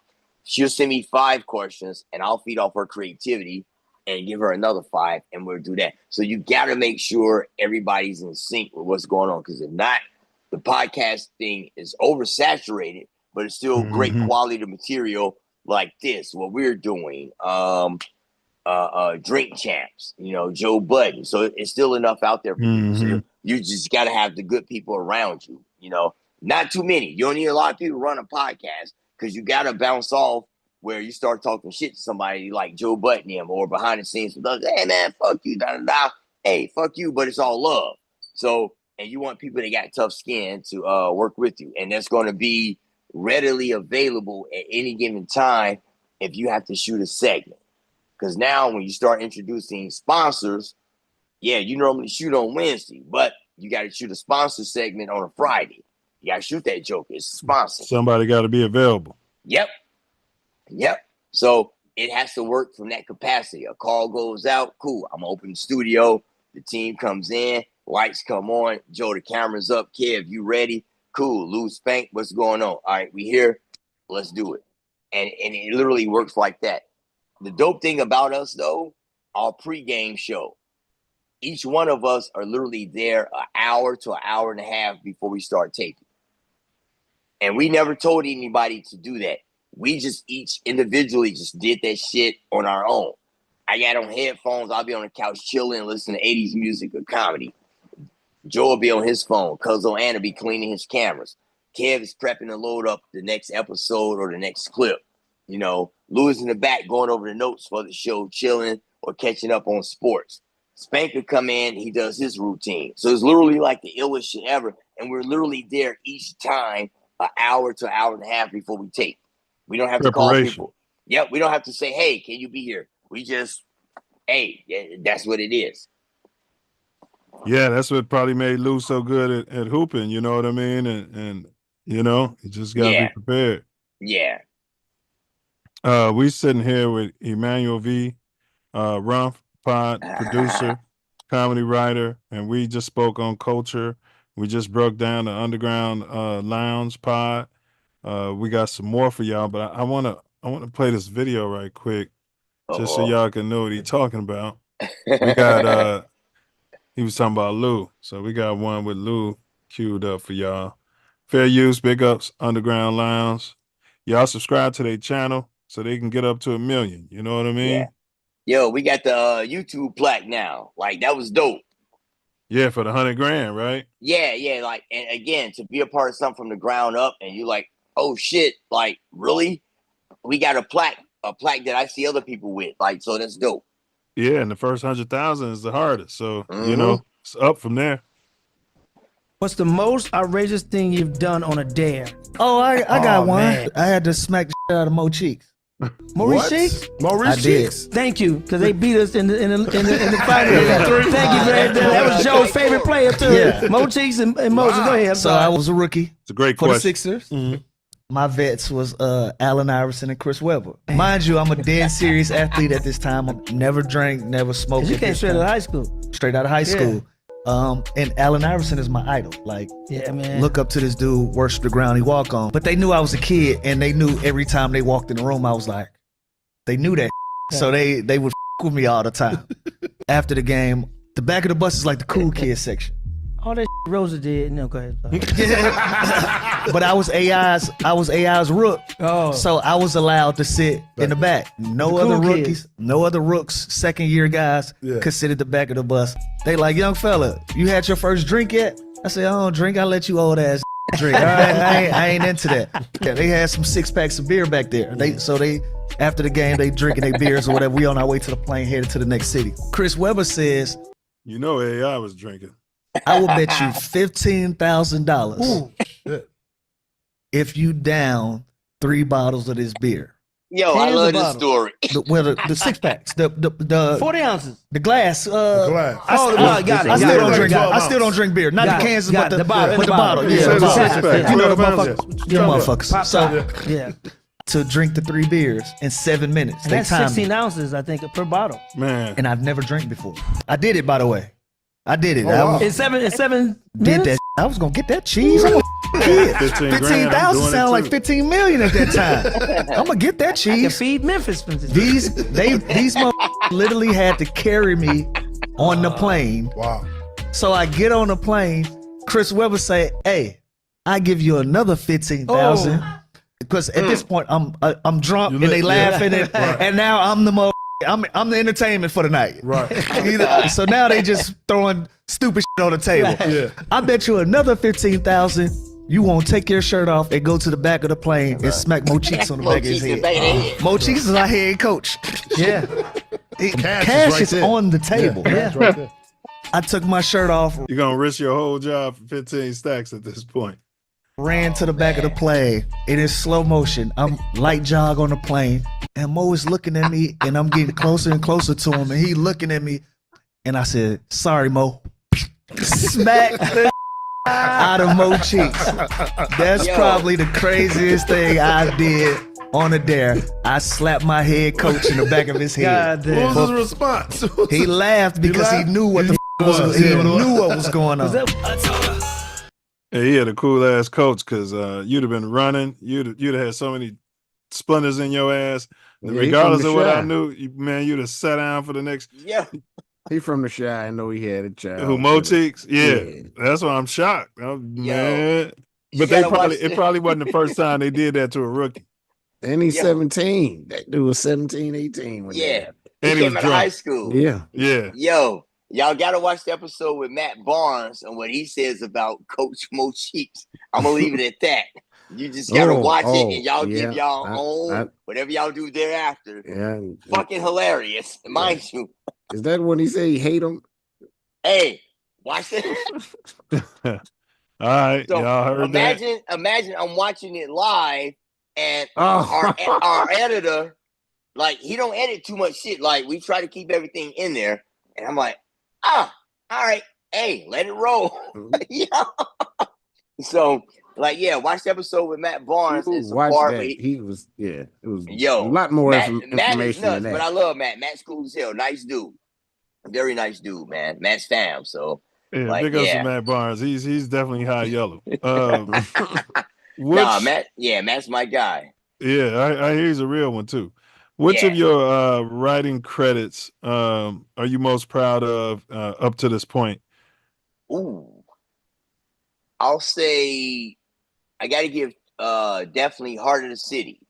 My man Joey Wells hit me up. Yo, I got the show, sold it. I want you to come on, write and produce. Mm-hmm. I say that show because that was my first professional writing job where I got a check, no money under the table. Like, oh shit, I'm getting a check for a show, and you talking about a couple racks a week for 15 weeks. And I was like, oh shit, all right, cool. So it was that. The other writing job, shout out to director Leslie Smalls for bringing me on. I wrote a Old Spice promo ad for Kevin Hart and Terry Crews, and like Leslie, he was the one of the producers on Heart of City, and he was directing this thing for Old Spice, and he hit me up, and I came in and gave him what he wanted, and it was for Terry Crews and Kevin Hart. Those are two that I that stand out because I had so much fun with it, and it's like, oh, I'm getting there. And then I got to add a third one to it. Last summer, I was blessed to write for Kevin Hart and Keenan Thompson on the Olympic highlights that's on Peacock, where they gave this humorous take on the Olympics for last year. So it was me and like 11 other writers, and a few of the writers, I'll say 10 of them didn't look like us. So shout out to my man Rob Hayes, JB Ball, my man Matt. I forgot Matt. Matt Claybrook. He created a Lil Cav, and like he showed me so much love and taught me so much, man. I learned from these guys because like they are way ahead of I am, and they do stand up, but they're dope stand up comedians that write. So Rob Hayes is a dope stand up comedian, but he's a dope writer also. JB Ball, same thing. Matt Claybrook, same thing. So I learned so much from them, but then you got 10 other people that don't look like me and you writing for somebody that looks like me and you. Mm-hmm. So I had to hold my own. I was a little nervous at first, but then when I got in there and got comfortable, I'm like, they're no different than me. My mentality is like, yo, they got their chance and opportunity before I did. So yeah, they got the SNL gigs. They got all these other gigs. They got the Bill Maher gigs. But guess what? I'm from Gary, Indiana. I can hold my own. So I came in, I took a little less money, and I think out of all the episodes, I think I probably got about 2 jokes per episode in.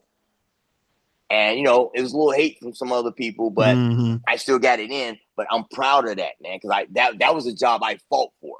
I'm a black dude. I had to fight to write for 2 black dudes. Like, but you had to fight through the whole process.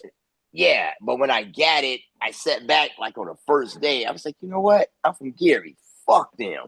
I'm about to show them what I can do. And once that registered to me, I went in full throttle, man. So I tell any young writer, don't be intimidated by shit. If you got confidence in yourself, not arrogance, not cockiness, not being pretentious, but if you got confidence in yourself and you know what you can do with that pen and pad, go for that shit.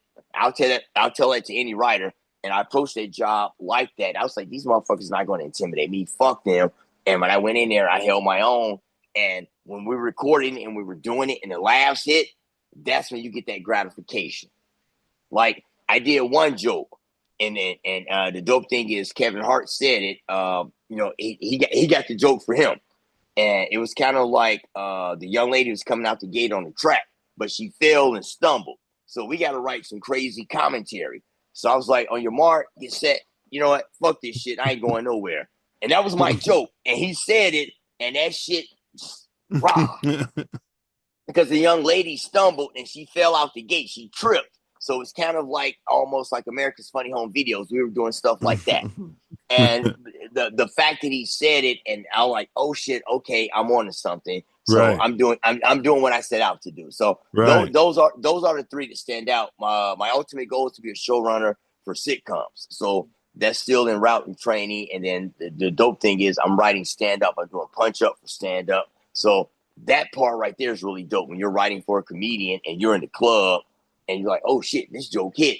And you get that instant gratification. That's a cool thing right there. Yeah, he's a G.I. Joe, and the G and for G.I. for Gary, Indiana, the G is for gangster.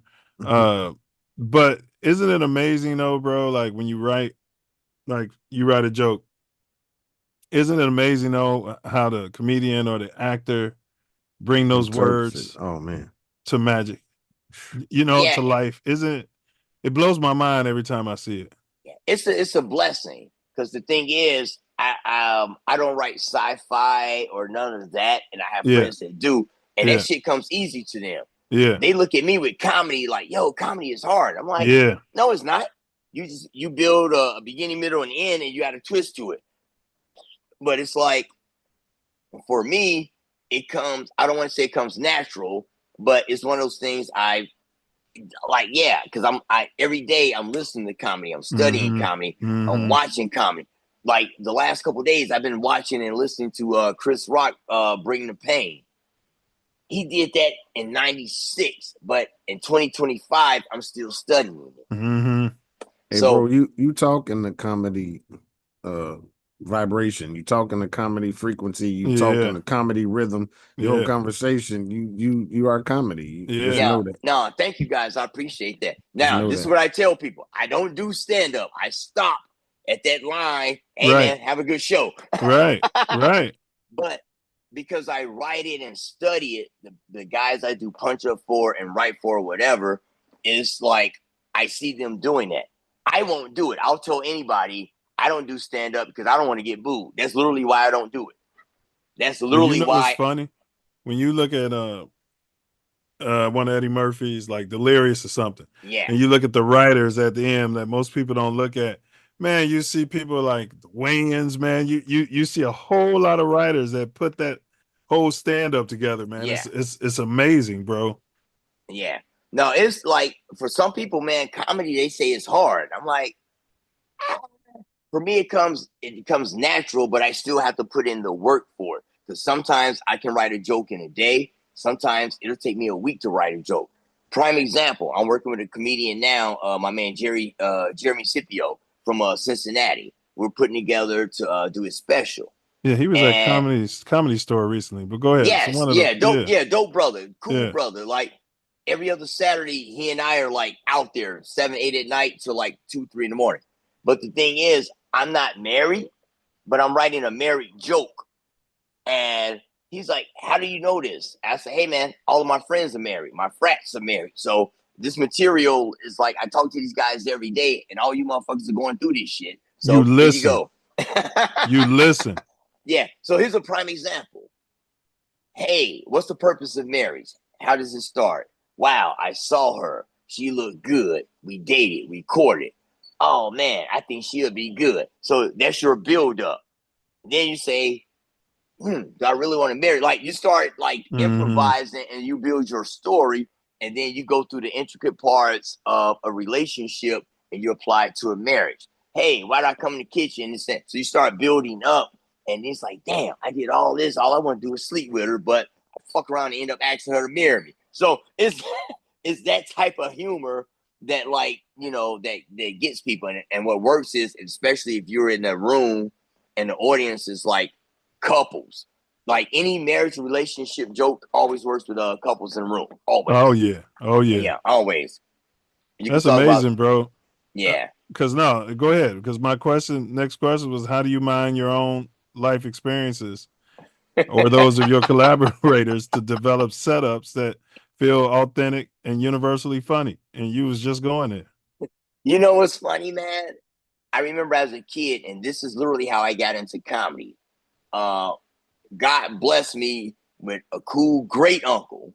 He blessed me before my dad got into religion with a cool dad with the cigarette over the ear. There were levels at the post office that wore the slacks and the floor signs of the Stacey's. Like you ever gonna smoke that cigarette? Just cigarette behind the ear. Yeah, go ahead, bro. And so it was that. And then one of my uncles, like it was that, you know, I had the uncle that gave me beer at 10 years old. So the picture was painted. Now, throw in Sanford and Son, throw in the Jeffersons, throw in Good Times, throw in the Honeymooners, throw in all those shows that we grew up on. And I'm like, hey, these motherfuckers I know, they're around me. Right. The Aunt Esthers, those are my aunties. Watch it, sucker, you fool. And I just, you know, everything just became funny to me, man. And that was it. But I remember the first time I listened to Richard Pryor, Here and Now. I was like 15. Put the album on. My mom hit the record. Clearly, she forgot she had that motherfucker because I found it. And I'm down there and I'm giggling and laughing. And I'm hearing the language that everybody spoke at that time. Motherfucker, this and that. But what intrigued me was the story. Richard Pryor was a dope storyteller. He'd take you on a journey. So my mind went like, oh shit, he's taking me on this journey. It wasn't about the profanity because you got comedians like Cosby, and Sinbad that are great storytellers without profanity. Right. But that fucking Richard Pryor, I related to him because he was my uncle. He was my great uncle. Wasn't it he? was that type of shit. Wasn't he? And so, like, yeah. So once I started going to Peoria, Illinois. Yep, Peoria, Illinois. Grandmother ran a brothel. Yeah. So it was that, man, and then that's how I got into comedy. And I was always the little kid amongst everybody. Like, I was the little kid that had to hold my own. My older brother taught me how to fight. He's like, hey, man, I ain't gonna be around you all the time because clearly your ass ain't growing like the average kid. Like, when I was in high school, they thought I was like a Doogie Howser type dude. I'm like, no, Right. I'm not fucking growing, motherfucker. Hey, you taller than Kevin Hart, ain't you? Absolutely. I think I'm like 5'10", 5'10 and a half. I'm not gonna comment on my man's height because I get paycheck from his So company. last thing you need is Kevin Hart going in on you. I be over there working with you motherfuckers. It'd be Hoops Incorporated. I'm sure he can take a joke. I'm sure he's used to it. I'd be like the Vernon Maxwell of y'all show, like they got Vernon Maxwell on All the Smoke. Man. Hey, I was like, gonna tell man, that motherfucker. Yo. Sometimes I see the bottom of his shoe, and I'm like, oh, shit. I'm running down the court like, yo, his stories are incredible. But no, man, that's how I got into comedy and it formulated. And I told the story the other day, and I shared this with people. Before I realized I really wanted to write comedy for a living, I wanted to be a video director. So at that time in college, you got Hype Williams, Eric Whitmore, you got all these dope, you got Paul Hunter, you got all these dope music video directors. And I was home from college one day. I was at my grandmother's house, and she was washing. I just happened to be watching BET, just typical, BET, MTV Jams, late 90s. I'm, oh shit, okay, da-da-da. And my grandmother said, hey, promise me you won't have the girls shaking their booty like that and disgracing them. I say, damn, grandma, you wouldn't say that. I'm going out tonight. But it meant something. So I was blessed to do some work, some cool stuff that both my grandmothers saw before they passed away. And, to make them proud of me. But at that point, I was like, I have no interest in directing. And I just focused on comedy writing, man. Because I was the director. Now, I wasn't trying to do the booty shaking. I was in it for the art. She happened to come in on a booty shaking video. I was like, damn, grandma, you should have held tight for another 2 or 3 minutes. And something else would have been on like a storytelling video. So I always said that if I were to write or do music videos, it'd be in a storytelling element as opposed to, yo, y'all get out there and shake y'all ass. Actually, right. Yeah. Yeah, Hype Williams. Hype Williams made one of my favorite movies, man. Belly. I almost had to fight Mo Cheeks. Like, it was like my 3rd or 4th year, and I wasn't playing. So I respected my role. I got traded with Chris Webber from Sacramento to Philly in like 03, 04. That was big. So I wasn't getting a chance to play. So I accepted it, respected it. So I would work, before, after, anything a young player. I'm 21, 22, trying to get better and work my way in. But there'd be times where I'd be in the gym with my shooting coach, and he'd come in there and laugh, like, what are you doing? Why are you shooting? You're not going to get to shoot here. Ha, ha, ha. I was like, all right, ha, ha. So one day we were in practice, and I took practice as games because I wasn't getting a chance to play. So, I'm working hard. And this is back when we used to really practice, and I took a shot and made it. And this dude stopped it and made an example. What did I tell you 2 weeks ago? You don't shoot here, and that's not what you do. You pass the ball. And I just took off after him. And lucky Chris Webber grabbed me like right before I got to him, because that probably would have been the end of my career before it even really got a chance to start. So I almost had to fight Mo Cheeks. Like, I'm not mad at him because there's a fine line. No, see, I hoop. And there's a fine line between being coachable, and there's a fine line between disrespect. Mo Cheeks probably respected it. Yo. Yeah, he respected it. He from Shy, but he sure respected enough to disrespect him. Like, hey, don't do that. Oh shit! Is that where he's from? He's a Chicago native. I didn't know that. Yeah. Mo Cheeks. Yeah. Yeah. Yes. I literally thought he was an East Coast guy, played for Philly and all. I didn't know he was from the Shot. Oh shit! Yeah, he's one of the legendary guards that come out of Chicago. Tim Hardaway.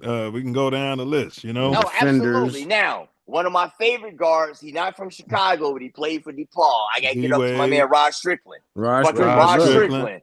He from New York. Yeah, he from New York, but he played for DePaul. Yeah. So for us as kids, he was on WGN with Lightning Rod.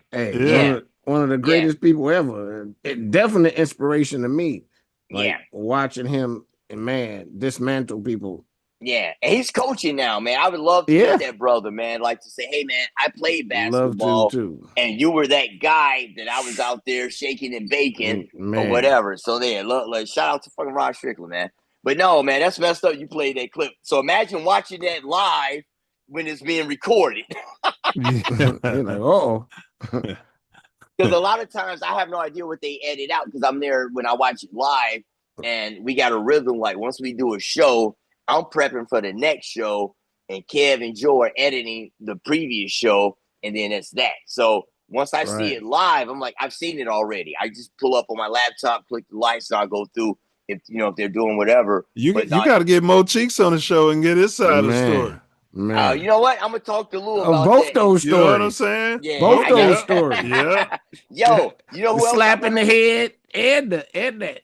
Yo, you know who else I want on the show? Lou did his show, but I want Coach Byron Scott to come on our show because I worked with him a few times on his podcast. Yeah, but that's gonna be heavy. Because didn't him and Matt have some big? Oh, I'm thinking of Fisher. I'm thinking of D. Fish. Well, I was thinking of D. you're not Fish. gonna get Fisher on the show with Matt Barnes. Keep watching that episode, see where that comes up. Oh, well, we already know. Now, mind you, I didn't put that in my notes because obviously I knew, again, we don't sandbag people. Right. So I talked to Lou. I was like, hey, I didn't put that in here, but I think on one of the cool fun facts, I think I put up there like, yo, had to leave home, go take care of personal matter that need to be dealt with. I didn't put anything specific about it. But like I was like, yo, if you want to bring it up, that's on you. But like, yeah, I'm not going to do that. And Lou asked I think it did come up. I'm not sure if it stayed in the edit. It should be because they were like, yo, leave that shit in there. Because our show is not about sandbagging. You come on there and you're going to speak on something, speak on it. Yeah. That's it. We're not going to like bait you, but if it's something you're like, hey, we got the fuck you camera for that. Hey, fuck coach, fuck this person. Hey, that's what it is. Right. Yeah. So we just try to have fun. Yeah. We got the fuck it bucket with the questions. I like the fuck it bucket. Yo, it's a few podcasts. I think they're starting to steal our shit. Yeah. Oh, that's what they do. They still on YouTube, bro. Yeah, they do. It's not steal so much. We started politics. We started politics, and Jamel Hill took that and ran right with it. Ooh, not big ups Jamel Hill. And I like her, man. Yeah. I was watching it. I mean, you know. She's from the D. It don't really be them per se. It might be like they producers. It might be the APs. You know what I mean? Yep. Man, and see what's dope about our guy Kev. Kev's always on social media, so he'll let us know immediately who's stealing our shit. He'll be like, "Yo, these motherfuckers." I saw something where Noop gonna be on here like, "Damn, they got a fucking bucket on the Self Luv Show." And they changed. They be like, "Yo, we got a bucket of questions." Like, yo, because our shit literally is like the fucking bucket. You can't steal that name or whatever. But it's it's a great concept. Yeah, they be stealing the bigger podcasts be stealing, bro. Yes, they people be stealing. They don't. I don't even know if they know. They be like, oh, that's a great idea. You know, like, and then somebody fed them. I would never blame the host. I would never blame the host for that. It's the lazy people around them. You know what I mean? Without the creativity and they, you know. Yeah. And those guys know. They know if they hit me up and I don't answer, I'm constantly writing. Which, when I was telling you, my IG got hacked and I never got back on there. Yeah. Damn. Yeah. News IG guy. Who was it? Kevin Polk? Yeah. And the reason I didn't get back on there because throughout COVID, I was on it like everyone else. And I'm like, yo, I'm on this motherfucker like 3-4 hours a day. Now, I'll tell anybody, God bless, I was still getting a paycheck from my job while COVID was going on. So I'm blessed. So, man, I fucking shout out to Kevin Heartbeat on that because like for 5 or 6 months, I got a paycheck. So I was blessed for that. So I'm on social media. I'm on Instagram looking to see what's going on. I'm like, man, I'm here 3 or 4 hours a day. And then some say, hey, man, start functioning each day as if you're a writer and take advantage of this time. You're getting a check. So you ain't got shit to complain about. You're getting a check every month while people out here scratching and surviving. So I got off of there and I just start cranking out shit. I start getting up each day as if I was going to a writer's room or whatever. I'd write or whatever, but I got my ass off of Instagram because I was like, I'm not benefiting from it because it's the same shit. All the chicks on there look alike. I like whiskey. I go on there. I like cannabis. I go on there. I like comedy. Yo, by the time you start following motherfuckers, you 4 hours in. And So the money you was getting, it wasn't that PPP money. Nah. Man, I wish That it lady was. money. Yo, if it was, I wouldn't have been on Instagram showing it. Right. Here you go, feds. Yeah. Yo, come them get me. cats was on there with the like, yo, I Wasn't said, they? what are y'all doing? Wasn't they? I was like, I'd have been happy if they gave me 100,000. You jokers got 2 or 3 mil, and y'all on here. Nah.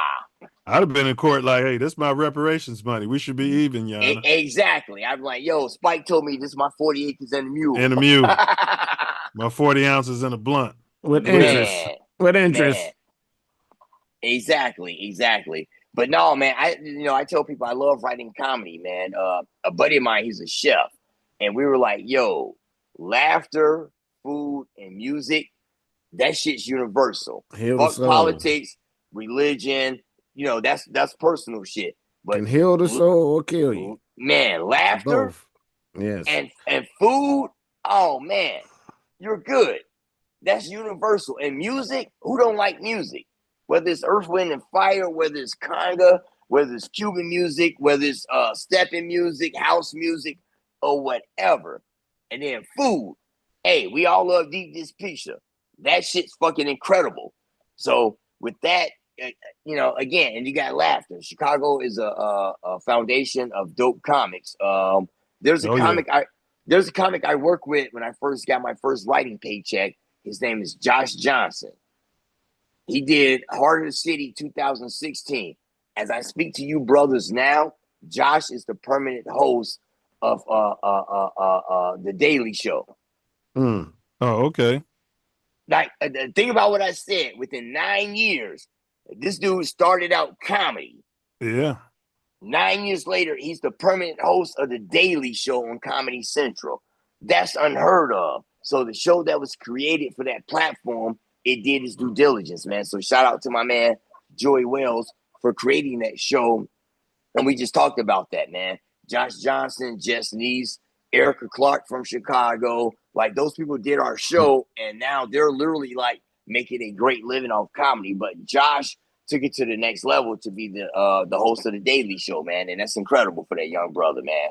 Yeah, places like Chicago, Gary, there's so much trauma. Even when I visit home, I could be in the grocery store and just listen to people's conversations, and they have me rolling, and it's just regular everyday talk. Yeah. Chicago people are so animated, so funny. You know what I mean? Yeah. And it's almost just natural. Yeah. Yo, you laughing at me, motherfucker? Yeah, no, I'm laughing with you. I know I shouldn't be listening, but I've been in LA too long, but this shit is hilarious. How could I not listen? Yeah. Loud as you is. I'm Loud standing as you are. right You behind funny you. as I mean, shit. Yeah. I mean, how could I not pay attention? I'm sorry. Yeah. It was very interesting and hilarious. I got an old school Chicago question for you two jokers. Awful, I think it's Stony. Y'all remember CVS, the high school? Yeah, of course. It's about a mile and a half from where I'm at right now. He's right off Stony. Yeah. So you with me? So across I'm right the off street, Jeffrey, which it's right off of. Across the street was the Perry store. I forgot the name of it. We would come from Gary. Oh yeah, that get was our on Perry 87. there. Was it Killers? Yeah, it was 87. Yeah. No, that was in. But I know exactly the store. Yeah, it was by CVS. Yeah, right across the street. Yep. Now I'm gonna throw you for some hardcore stuff. Around the corner was Chicken of the Sea, Tuna of the Sea, whatever that restaurant is. Right there, it was a restaurant. And them He going way back. It was Pepe's. No, I know Pepe's. No, I know Pepe's. We had Pepe's. No, it wasn't Pepe's. No, I know exactly what you're talking about. It was something. I can see that. Yeah. You know, it was right around the corner. Oh, you talking? No. It was on Queen of the Sea. It was on 87th and Stony. 87th and Stony. Yeah, and that's where the Perry store was off 87th. The Perry store it was. He talking about the one over there by You had Queen of the Sea. You go to the corner, on make 87th a right. Street, the one by CVS by B Woodhouse, that one. Yes. Yeah. All right. CVS is about half a mile from there. Though. Yeah. Queen, it's right there. That's a good. This is a good landmark. Yeah. Queen. Yeah. Yo. We would go over there Sea, and want Queen of the Sea. They open, they close. We like, yo, what the fuck going on with this spot? Well, you know, my mom wrestled, so they mismanaged Queen of the Sea. And big ups to them. My mom was funny about her soul food. It was two of them there though. But that one was. I'm trying to make sure of the name because it I'll was give two you of one. them. It was Queen of the Sea and the other one right down the street on like 90th was. You remember Magic Kiss? Oh yeah. You driving down Dan Ryan And you right see- around 87. It was these lips like shaped like a heart. It was a carpet company. Yeah. And it was called Magic Kiss. That's some old school Chicago. So you can Google it and see that sign. Yeah. Yeah. Self forgot about Magic Kiss, didn't you? I remember coming from Gary. 100%. It was there for years.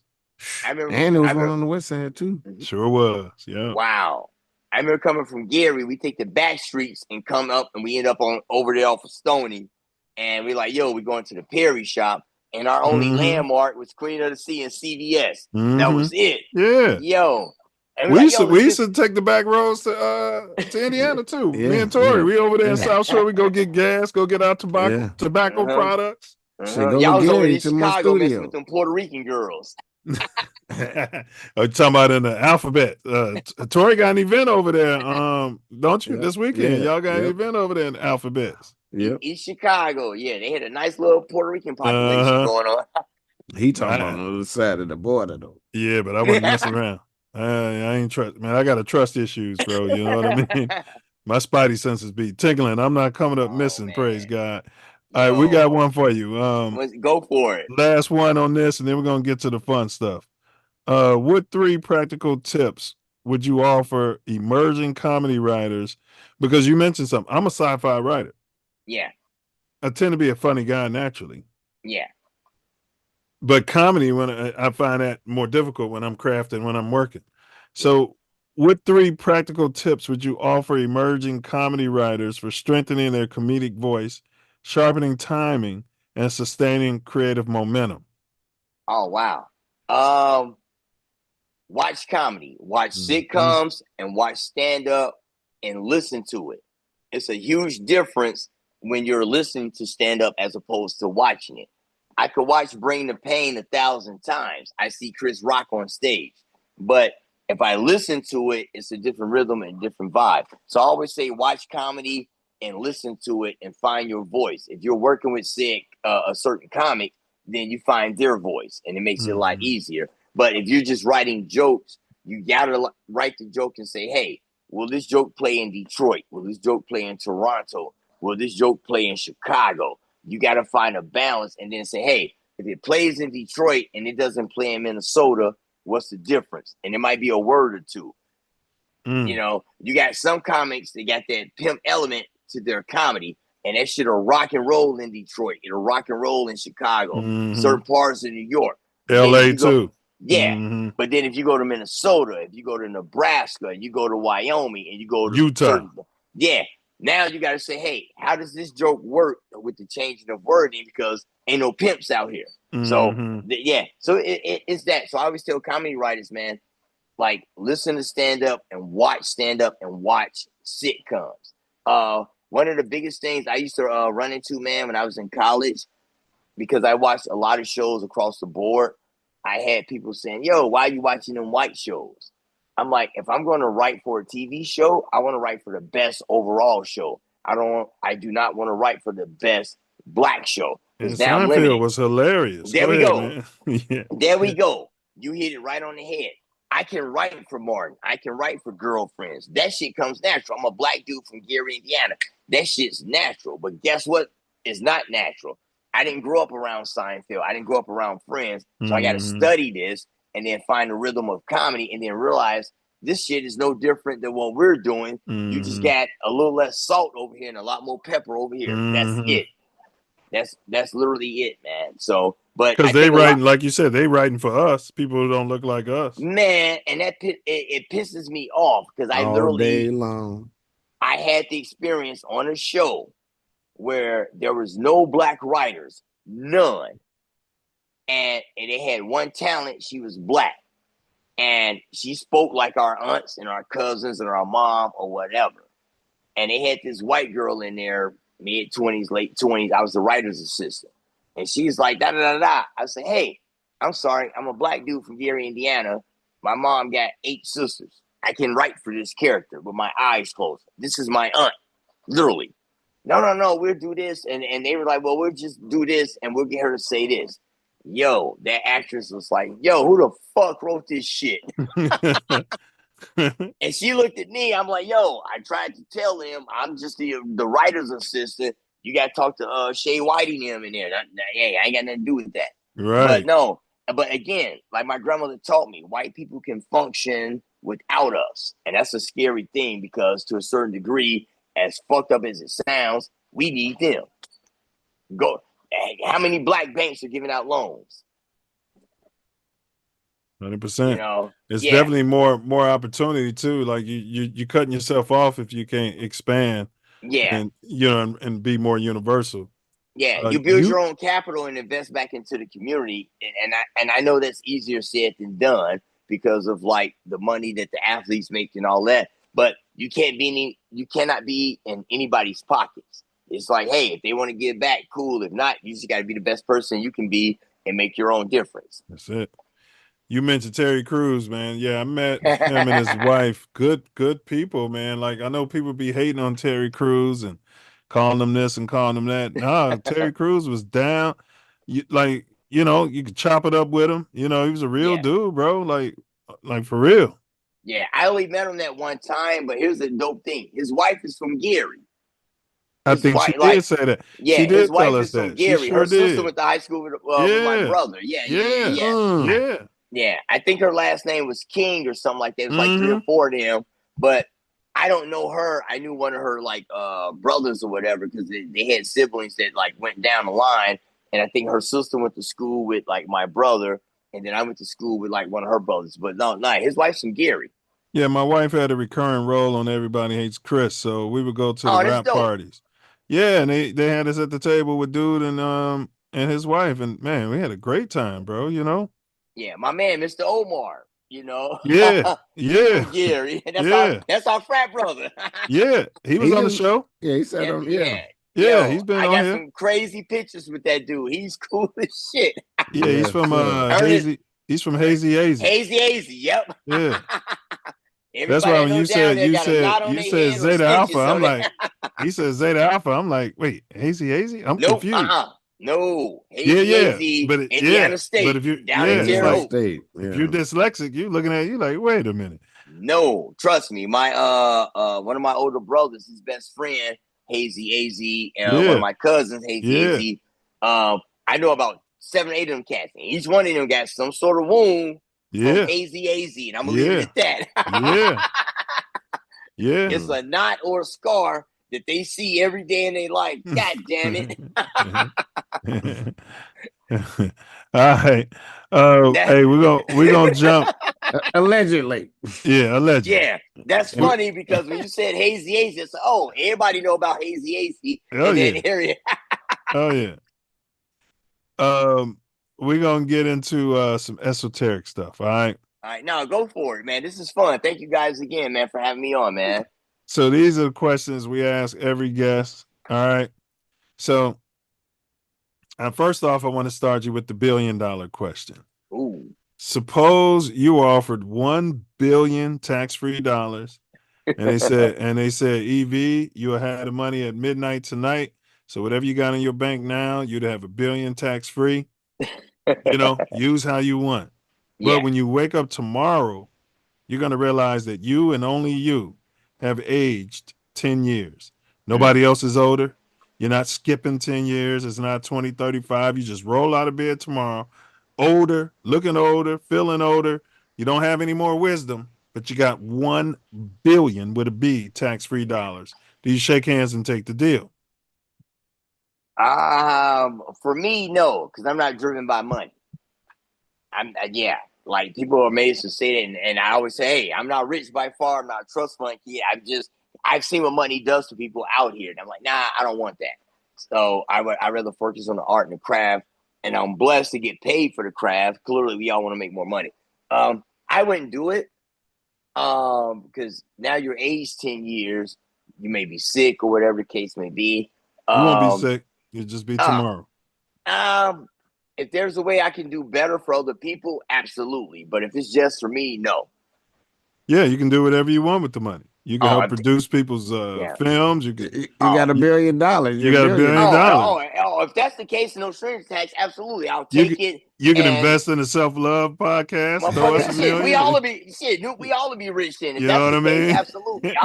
I'll take that 10-year sacrifice. Yes. If I can change the lives of various people. Absolutely. All right. So 65% say what you said. My initial answer was like you too, but then when I started thinking it through, like you did, I'm like, wait a minute. I can help my family. I could pay off student loans for people I love. You know what I mean? I could help little Pookie and the family go to college. You know what I mean? And he don't have to worry about if there's money. no strings attached, absolutely. I'll take that 10-year enhancement because guess what? If I get that tap on the shoulder and I have to leave here, I've left not necessarily a legacy, but I left something for people to advance in. You're smart. You're going to leave a trust fund. You're going to have everything set up. Yeah, you got that. I got a couple nieces and nephews or whatever. Absolutely. I would do that if there's no strings attached. But if it was like, hey, you got to do this. Hey, nah, I'm cool.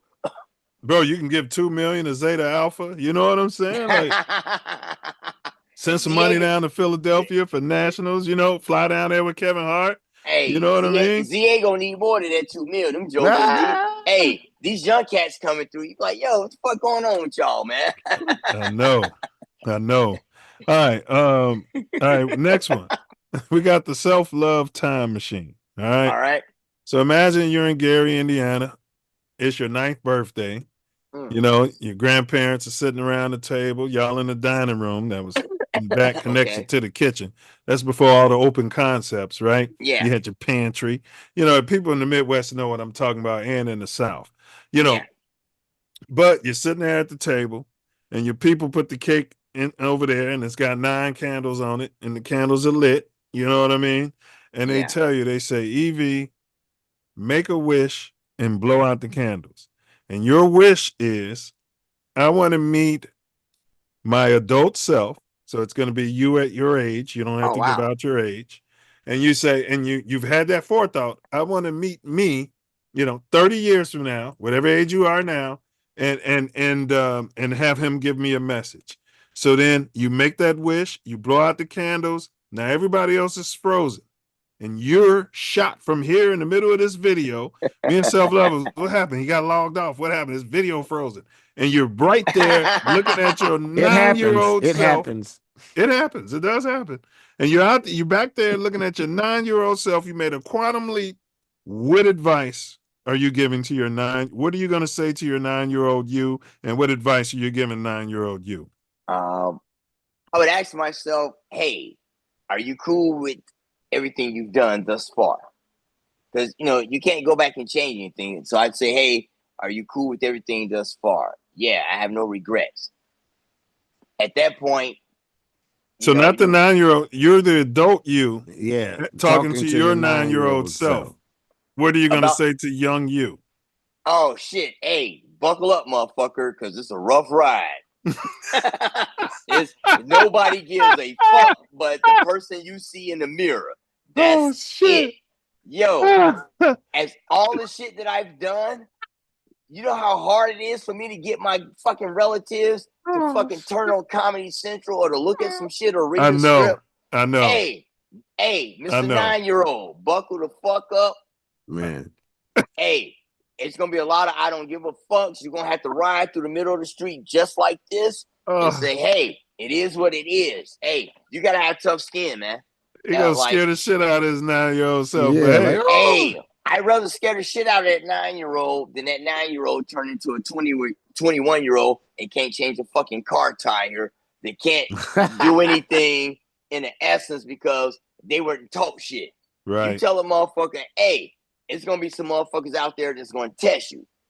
Not trying to get into a fisticuff, but they're gonna test your morals. They're gonna test your values. Yeah. You gotta stand up for yourself. It's gonna be some time you gotta tell a motherfucker, hey man, fuck you and this job. That's right. Fuck. We can go out front and we can get it on one-on-one, or we can go in the back. And if you got 20 niggas coming through that gate, cool. If not, because I got 25 coming through here. So it's gonna be that. And you got to tell that to people sometimes. And Yeah. it's not that you want to be that person, but that's within our background of where we from. Yeah. You know, we're all educated motherfuckers, but at the same time, ain't no punks or pussies in no motherfuckers neither. I'm a man before I'm there we anything. go. Man. Yeah, so you got to tell that 9-year-old, hey man, this shit gonna be rough, but it's gonna be worth it. You got to surround yourself with good people, and that's where the problem ensues. Because as you're moving through this thing called life, your childhood friend, y'all may fall out. Then the motherfucker you meet, the far end of your journey, may be your best friend. So that's the whole thing. I'm laughing, but I agree with you because I don't have kids, but I tell people, man, stop pampering y'all kids. Y'all need to prepare them for what's coming. Man, you know I what got I'm a saying? buddy right now. He got a 20-year-old son still living in his house. I said, man, if you don't kick him the fuck out of there, the fuck.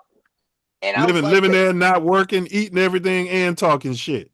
Man, yo, when I went off to college and came home, my mom turned my room into a fucking sewing room. I came home, like, hey, where the You fuck had the I'm message, supposed to huh? sleep? She was like, you don't live here no more? Right. The fuck? I'm on a All right. couch with a You were blanket. saying something, Tori? Yeah. Was you saying something, Tori? All right. Yeah, it was just a blessing how we grew up. You know what I mean? Yeah. Yeah. I like that message though, bro. So what I do is I have a compilation of everybody talking to their 9-year-old self, and that way, some kids who, you know, they could get the shorts, and just a 9-year-old might come across that, and be like, "Damn, look what." Yeah. Now, granted, now here's the thing. I have to say this because of the culture we're in now. Yeah. There's a certain way clearly you got to say it because you don't want to hurt the little motherfucker feelings. And But it's you though. You know how to talk to you. It's how you grew up. Yeah. It's how you grew up. You when back, you was 9-year-old. Back when you was 9. Yeah. It's you now when you was 9 years we old. 80s kids. We 80s kids. So correct. What no, my mom would whoop my ass and literally say, what are you crying for? You just fucking beat the shit out of me. Right. Fuck you that think was I'm no crying hazing. for? That was Fix your face. Stop crying. Well, I'm gonna give you something to cry about. You just did give me something to cry about. That was pre-hazing, so it prepared you mentally and physically a little bit for the next, freshman, sophomore year of college. Hazing's illegal. And, Tap Outside is a non-hazing organization. I want you all to know that. Yeah. We definitely didn't haze no children. No. But no, you mentioned coddling earlier, and I have a huge problem with that because I'm like, yo, if I had kids, especially a daughter, and she went out with a guy and that fucker couldn't change a car tire, get rid of him. Like, no, you're not gonna wait 2 hours for fucking AAA and he could do this shit in a half hour and he don't know how. Fuck him. Yeah, he's just gonna stare at his phone waiting on AAA. And the thing is, I can't be mad at him. You got to go knock on the door. Damn, what the fuck are you not teaching your kid? Like, so you got to go to the parents. But I get it that there's parents from our generation now, and I have friends that are well off financially. So they're like, granted, my kids delivered a better life than I did. They don't get their hands dirty. But yeah, so it's like money covers everything. I got a friend, he spends $500 a month on Uber rides for his son because his fucking son is 16 and don't want to drive. So $500 a month, which is a car note, goes to fucking Uber rides. Yeah. And all right, I'm hold like, on, hey, y'all. Hold on. Yo, he didn't get touched. He didn't have to get touched at all. He was gonna comply. He was like, "Oh, did you see the first girl just open up her book after she got slapped self?" I'm sorry, but that's what reminded me of that, man. No, something wrong with y'all because y'all got the same sense of humor I got, and that's dope as hell. I mean, yo, we Kenny grew just up, texted me and told me he was watching the show. We grew up like 20 minutes with each other. All right, but here we go. Have you ever seen? These are the yes or no questions. Have you ever seen an alien or a UFO? No. Ever experienced anything paranormal, miraculous, or supernatural? Slightly, and I got to give the backstory to this. I was high as fuck one night, and I literally, this was like 2016, 15, 16, something like that, 14. And I just started smoking, so it may have been like my body wasn't immune, to the fucking weed out here yet. And I literally felt like the covers came up. But again, I was smoking and drinking, but I felt like, hey, what the fuck going on here? I ain't mentioned it to anybody. Like something lifted your covers. You're laying in the bed under the covers. Yep. I was like, hey, what the fuck going on here? But again, I was smoking that But blue listen, I've dream. had other people tell me that because I asked people this question. I've had other people tell me that, and they weren't smoking and drinking, and some of them were young. But seriously, No, this happened like 2014, and I was just like, yo, what the fuck? But again, I was smoking, listen, and I you just keep started saying smoking. that, but people have experienced that without smoking and drinking. Oh wow. How'd Were that you in an old conversation go? house? Where were you? No, I was out here in LA at a friend of mine's apartment. Yeah, it happens. Crashed out and was like, And hey. also partaking does expand your awareness to frequencies. It expands, shifts your frequency. Yeah. Invites certain entities around. All right. What's your tombstone message for mankind? For instance, mine is meditate daily. What would you like to see down the road chiseled on your tombstone? It may be, write comedy jokes. You know what I'm saying? It may be underground lounge, bitch. You know what I'm saying? But what would your message be for humanity, bro? Live, laugh, and enjoy. Love it. Yo, at the end of the day, we all are going to die. We all are in that born dash mark. Right now, we're in that dash mark. Facts. That date at the end, we don't know that motherfucker. So why not laugh? Laughter to me, my mom grew up in a big family. And I think one of the reasons I really love comedy because it isolates me. I don't like attention. So that's why when you hit me up, and I was like, yo, because I get hit up all the time for interviews. I'm like, yo, I'm a behind the scenes person. I rather see my friends that are doing great, that I want to succeed way more than me that are in front of the camera. Like MJ, Carl, Kenny, Phil, all the noobs. My man Fred Thomas Jr. Yeah, we're gonna have Phil on the show too. I got to reach out to him. I was with that Joker Saturday night. Absolutely. But no, it's that, man. So it's kind of like, yo, live life. I'm teaching my younger cousins, hey man, get you a passport. Don't have all these kids. Go travel the world. Get outside of Gary. Get outside of the Midwest and see the world. It's some cool shit. And I try to explain it to them because what happens is when you sit in that bed, and I'm single, and you sitting in that bed like, damn, I'm by myself. I done did it all. Who the fuck is here with me? But I have a memory of like, yo, I lived a good one. And eat, drink, and be merry. For someday we all shall die. I tell people like live, laugh, learn, and enjoy. I have no problem learning things. I've learned so much from you jokers tonight. Like, even though we've been laughing and all that, I've learned so much from you all. And then I hope it's mutual. We've been laughing, like we're going to enjoy. And it's, it's that, ain't no sense of like doing something like, yo, let me see the questions and the PR people. Nah, fuck all that. Let's enjoy life. Because you get that letter date, that's it. Nothing else matters at that point. Now, I'm not going to go religion here, but Yeshua said on the Sermon on the Mount, enjoy life. Yeah. You know what I mean? And I think that's what a lot of the religious people missed. You got people in Israel staring at the prayer wall for 20 hours a day. No, enjoy life. Yeah, that's what I mentioned earlier, man. I was like, religion, women, politics, and money, that separates people. I've been to Cancun. I've been to Paris several times. I've been places where I just sit back like, wow, I'm a dude from Gary, Indiana, and this is my life. And I try to share with my niece and nephews. It ain't a boasting and bragging thing. It's like, hey, you can probably do more. I'm trying to go to Ghana this year at Christmas time. Next year, my cousin and I are trying to backpack throughout Europe, fly to London, just catch a train. Ghana, it's like, yo. I think I had Ghana in college. Gonorrhea? Oh, wow. That's Hold on now. What? Yeah, that's a personal problem. You was enjoying too. You were living and enjoying too much. You weren't laughing a lot, but you was living and enjoying. Yeah, they had McKill They had McKill Health Center. It was all free. Yeah. No, man. You guys, I love the questions, man. I love you. Like, I love you guys' questions, man, because I like listening to other podcasts and listening to how they ask questions. You guys are like asking a totally different questions or whatever, which is dope. Because I'm sitting like, oh shit, I never would have thought about that. So that's dope, man. All right, we got two more, bro, and you keep it going. I'm not pressed for time. It's all good. All right, this is the magic box question. right? Magic box. So imagine, if you will, knock on wood, God forbid, a person who you love the most in this world. You can't imagine living without this person, right?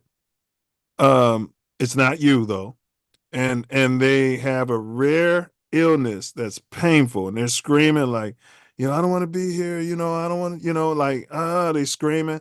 The morphine, all of the painkillers is no longer working. Rare, incurable disease, right?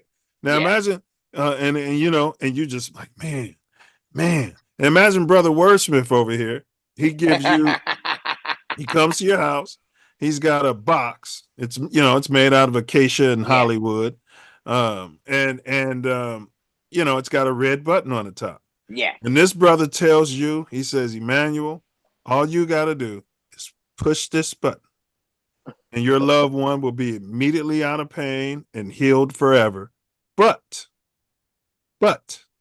a random individual who you will never meet, who you do not know, will then be inflicted with the exact same pain and suffering that your loved one has. Do you push that button? Magic box question. You push it? Yeah. He didn't hesitate. You'd be surprised. I think maybe 60% are pushing the button now, Self. It's starting to lean more towards button pushers. Here's the thing. We live in a fucked up world. It's imperfect. Certain decisions you gotta make. You asking that question, that's like saying, hey, would I save a sibling's life if I push this button, but one of my second and third cousins gonna take this L? I ain't know that motherfucker that well anyway. I gotta go with my sibling. Correct. Fuck the shit. Yeah. Somebody needs a transplant, and they just carving organs out of somebody in a third world country, and your family's good. Hey man, it's a fucked up decision, but as a human being, and again, this is a emotionally challenged question, so you gotta go with that. Like, you don't know this other person. That shit, as far as you know, that might be your enemy to catch that case. Like, that's what you get, motherfucker. The one thing I will say, that might be your ops. Hey, is the reason your loved one is in that position is because somebody else pushed the button. That could be it. Hey, so what you're doing now, you're playing hot potato. Yeah. You're gonna feel good with a hand grenade. You playing kicking it down the road, like, hey, I don't playing hot potato at that point. Yeah, Brother Wordsman is a button pusher. I no longer say what I am because my wife gets mad at me. Wham! Hey, children, I got children. Because here's the thing. Here's the thing to that. You're not going to meet that person. Never. Now, if you met them, even still, that depends on your morals and value and how you feel emotionally. But if I'm not meeting them, hey, you never meet them. Yeah, because guess what? But you don't know that person could have been me. That person could have been the next Martin Luther King Jr. That person could have had the cure for cancer. That very person could have had the cure for this very disease. That you know what I mean? Yep. That's all I'm saying. And you realize MLK got shot, right? Yeah. So there's that. So did Charlie K.K. Kirk. Yeah. All right, let's move on. Oh, that's fucked up. Charlie K. Kirk. All right. What's now? You've lived this life probably multiple times. We don't know, but there's no right or wrong answer to this. Emmanuel V. Rumpf. Remember, your progeny could be listening. Generations from now would be listening. What's the meaning of life? I would say living and enjoying. That's it. Making a difference. That's it. Living and enjoying and making a difference. Making a difference. Because if you wake up each day without a purpose, then why the fuck are you here? You occupying space. Don't get me wrong, and I'm sure you all have had these conversations with friends, family, whether it's been on a podcast or like sidebars. Everybody's going through something. Yeah. We can sit here and laugh all day and long or whatever.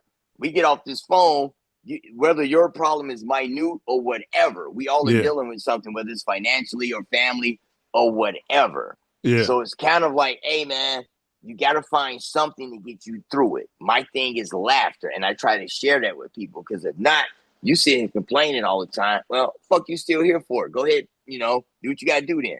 I don't encourage that. I want to make sure it's perfectly clear. I don't encourage that, but it's weird because I'm sure you all talk to somebody, some people throughout your journey in life, and they like, hey, and you're like, yo, motherfucker, you gotta laugh. Like, you're doing what you can to get them to smile and laugh, and they just won't do it because they're so down and out, and it takes a lot of patience for that. And because I like to laugh, that's what I know to make people feel good. And somebody that's on the brinks, they like, yo, fuck that comedy shit. I'm like, hey, man, it's getting me through life. Like, yo, you got a problem, I got a problem. Mine may not be equal to yours, but it's still a fucking problem. Them people got to get away from me because, what I mean? Yeah. So I would try to encourage people, man, to just, like, again, I said food, music, and laughter. That right there, you share that with every human being. If they embrace it, regardless of what they're going through, they'll figure out something throughout the course of the day with that. I'm a laugh a little bit. I'm going to have some music, and I'm going to eat some food. Outside of that other shit, you start focusing on finances and capitalism and all of that, it falls by the wayside, man, because everybody's not going to make a certain amount of money. Religion. I came out of a meditation with the realization that something has to die, whether you're a vegetarian, a vegan, omnivore, carnivore, something has to die for me to live, for me to eat. Yeah. And I haven't wrapped my head around the why, but that's the way this construct was created. Whether it's a plant, which is conscious in my mind, something has to die for me to survive. Yeah. Now, with that thought, if you have any reservations for that, take your ass to the safari in Africa and go jump in one of them crocodile tanks and see what they think about that. Something has to die so they can eat. Something has to die for them to live. And if something has to die, it's going to be your ass to jump in there. And I know that's a far-fetched, analogy, but you're right. We eat vegetables. Vegetables come out the ground. They got to grow. And they're living. We're from the Midwest. We love deep dish pizza, and I love burgers. I love burgers. I'm a cheeseburger junkie from certain restaurants where I love a good cheeseburger. I'm from the Midwest. We got a question involving that coming, but go ahead. And I love deep dish pizza. If y'all out here in Cali, Masa Bakery Cafe right there in Echo Park on Sunset Boulevard. People keep telling me about that. There's one in the Valley too. They say it's pretty damn good for deep dish. Is there Aurelio's or something out there? They say one of them came out there. No, they actually have they have a Geno's out there. Geno's. Yeah, they got a Geno's, bro. Yeah. I don't know if I should give my comment about that one, but I like Masa and Echo Park. You like Masa's better than the Geno's? Absolutely. Because Masa, the dude used to live in Chicago for like 20 or 25 years. And I think what he told me is his mom or somebody got sick and he came back to LA and he missed the pizza in Chicago, but he was there so long, he started to formulate and do deep dish out here. So that's the closest to it. You ever had a sandwich from Tourist Flavors on Stony? No, I have not. Oh, yeah. I'm trying to get that recipe out here. Tourist Flavors. Yeah, like there's a Harold's on Hollywood now. Yeah, bro, there's one in Culver City Mall right next to Five Guys. No. And that one's better, bro. They from the hundreds. That one's better than the one in Hollywood, bro. Yeah, the one in Hollywood, they catching a lot of flack. It's a lot of people like, nah. And try the one in Culver City. They from the hundreds in Chicago, bro. It's really, really decent. Hey, it wouldn't be the worst Harold's in Chicago. Hey, I got one for y'all. It's not out here, but back at the crib. What y'all know about Kenny Ribs? Kenny's for ribs and pizza. It used to be. Yeah, that's what it was. When I was in college, it was just Kenny Ribs. We had one in Gary. Yeah. Oh, okay. But yeah, they expanded. Originally, it was ribs and rib pizza. tips. It was They expanded. They expanded. Yeah, they expanded from Stony Island. That's what Kenny Ribs. That's what he was talking about. So yeah, the one started that right on Stony. Kenny Ribs, Yeah. Okay, wow. I didn't know that. I went to college with a young lady, and her dad was he had one of the franchises, and so. Like, yeah, we would hang out and she used to go in and come out with like the rib tips. I'm like, God damn, I ain't fucking rib tips on a Tuesday, midday Tuesday. Yeah. Kenny's for ribs and pizza. All right, now that y'all made me hungry. We got we're gonna play a game called the Self Love Arc. I'm sure you're familiar with Noah's Arc. Your dad's a spiritual man. Yeah. So we're gonna give you a pair of items, right? and all you got to do is pick the item you want to save, right? Yes. So the other one gets tossed off the ark. The one that you claim is the one you're going to save. You're allowed to have 2 passes. If you pass more than twice, you lose the game. Has anybody ever lost the game, Brother Wordsmith? No. We haven't had any losers. All right. So we hope you're not the first one. And this is called the self-love art. Karen, can you start the clock? You got any questions about the game so far? No, I'm assuming I just got to answer a question real quick. Yes. It's It's a psychological one or the look. other. One or the other. I might say you can pass Newports twice. I might There's say more than that. Newport Long 100s or Cools. You know what I mean? And you're right. Newport or Black and Mild. You know, that type of thing. All right. All right. You know, I'll be saying that people be like, pass, but you won't get anything about smoking. All right. Nah, it's all good. Nah, I don't care. Yeah. All right. Let's see. Let's get the volume in here. All right. Here we go. Aliens exist. Aliens are cap. Aliens exist. Aliens don't exist. Cap. Harold's Fried Chicken. Popeye's Fried Chicken. I'm going with Popeye. Mankind has walked on the moon. Mankind has not walked on the moon. They walked on the moon. Martin Luther King Jr. or Malcolm Red X?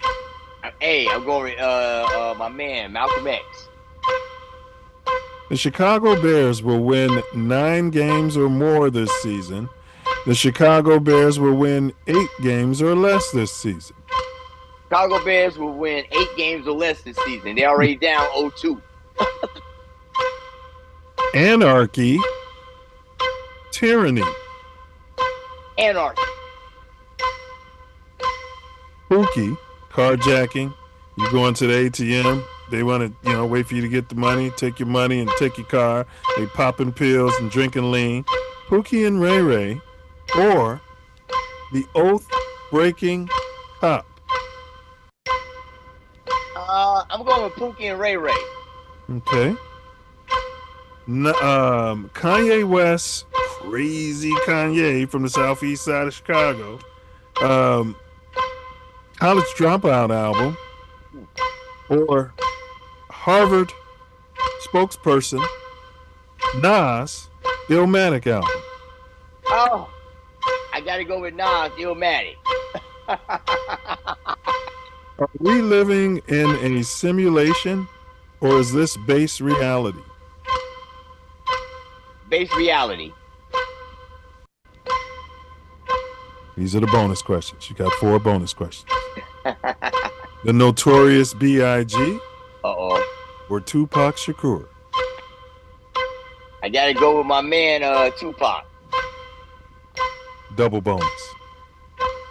Bernie Mac, which we've discussed on this show, or Kevin Hart? That's fucked up. Remember, you've got 2 passes. Hey, I gotta go with Bernie. I respect that. He's keeping it 100. Man. All right.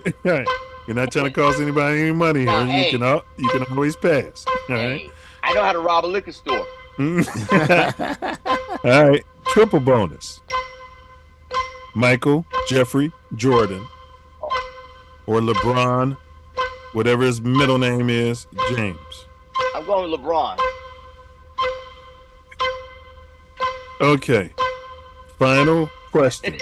Quadruple bonus. White Castle sliders after a night of drinking, or in and out?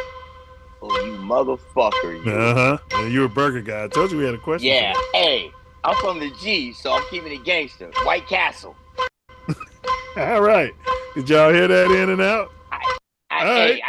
I grew up with White Castle. I didn't get hip to in and out until I moved out here, so I got to go where my heart is. Because every time I land in O'Hare or Midway, first stop is White Castle. Midway, they got one right on Cicero. Yeah, right there on Cicero. Yep, I go to White Castle as soon as I land every time.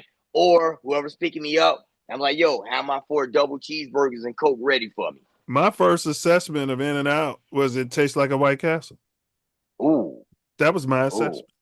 Ooh. It's a big White Castle. Ooh. Ooh. And I fucks with In-N-Out. I don't like their fries.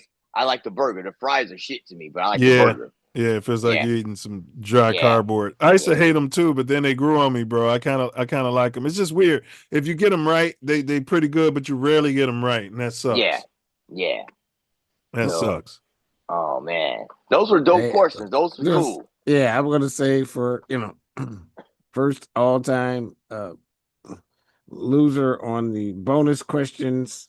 Uh-oh. What'd you with the LeBron James pissed you off? That pissed you off?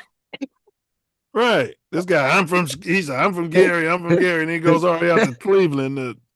Well, but you said Michael, shit. You know what I thought when you mentioned that question to me? I gotta admit, I'm thinking of his son because I was watching a documentary on the trophy room earlier. No. So I'm thinking of his Michael son. Jeffrey Jordan. You did say Michael Jeffrey Jordan. That's what threw me off because most Jeffrey motherfuckers just say Jordan. Michael Jordan. Yeah. Threw the middle name in there. Yeah, that's why I said and LeBron. that's his I don't know what his son's middle name is. So I'm thinking of his son. I was like, he comparing his son to LeBron. I'm thinking LeBron. No, we wouldn't do that. My bad. I can't go back and change it. Fuck. You could change it. And now that I know, absolutely, my man, number 23, absolutely. The original 23. Yes. Okay. All right. Thanks for clarifying that, brother Wordsmith. Yes, thank you. He went with Tupac, I think, and he said base reality. You and I agree with that. Brother Wordsmith thinks this is a computer game. He thinks we're living in it's the same thing, computer game simulation. You call it what you want. All right, don't pay your rent. See how much of a computer game that is. that all happens in the computer game. You get I mean, but in real life, as is in the simulation, that happens in both. So I mean, what is and the college dropout or Illmatic? You went with Illmatic, huh?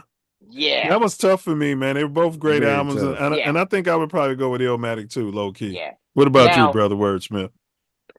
Yeah, I mean, Illmatic was one of the real inspirations for me. College Dropout is a great record. Like, which one are you going with? Outstanding. Illmatic. All right. I mean, shit. I thought that was clear when I mentioned it first. I mean, and he went with Pookie over 12. Most people go with Pookie and Ray Ray over Oath Breaking 12. The Oath Breaking 12. Yeah. He's pulling you over, asking for your ID, and then shooting you in the face. Well, if I'm going for a crook, I'm gonna go with at least a crook I know instead of a crook I don't know. 100%. Anarchy, Tyranny. I think we've only had a 2 Tyranny.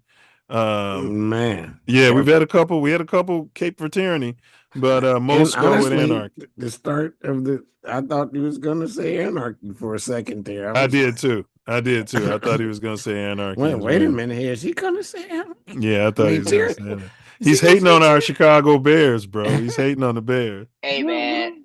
Hey, I'm in it to win it with them, man. I remember they won the Super Bowl. My mom bought me and my brothers some jerseys. Yeah. And we went to my grandmother's house. We had the Peyton refrigerator jersey. Yeah, that was dope. Yeah.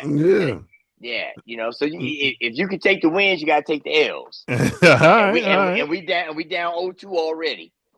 Now, most people pick Malcolm X over MLK. I do too, but let me say this: MLK was mischaracterized. Why? Because he like white women. But beyond that, I'm messing with you. I'm joking. He was a lot less peaceful towards the end. That's why they gave him Charlie Kirk sandwich. They came between Malcolm X and they came a lot closer to the same. You're right. You're right towards the end. You're right, Self. For both of them, because it was like a lot different.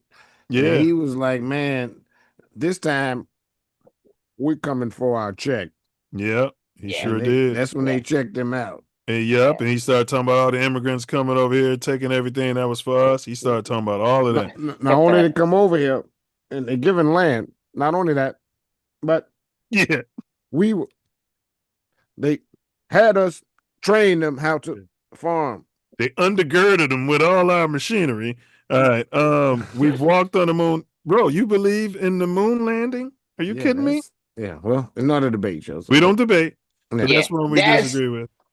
Here's the thing with that, because my grandparents are from that era and they spoke about that, and that's what I know. I don't have any facts, but again, a couple of those cats went to Purdue as astronauts or whatever. So I'm gonna send you a video at the end of the show, and I just ask you to watch it when you're doing your dishes and in traffic. yeah, no, like absolutely. I'm always willing to learn. Now you send me Yeah. something down on the soundstage in Paramount, I'm like, holy shit.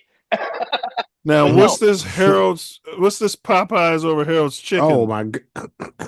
You got to realize I'm from Gary, Indiana. So Uh-huh. you guys are Chicago people, die hard. Yeah. I have an affiliation with Chicago because of relatives and being Uh-huh. from Gary. So there's Ain't no Harold's in Gary. That's a problem if it ain't. It when I was coming through, no, we used to have to go to Chicago. Man, Harold's will do as well we in speak Gary. now, it might be one. It probably is I one, think but one not back in the day. Yeah.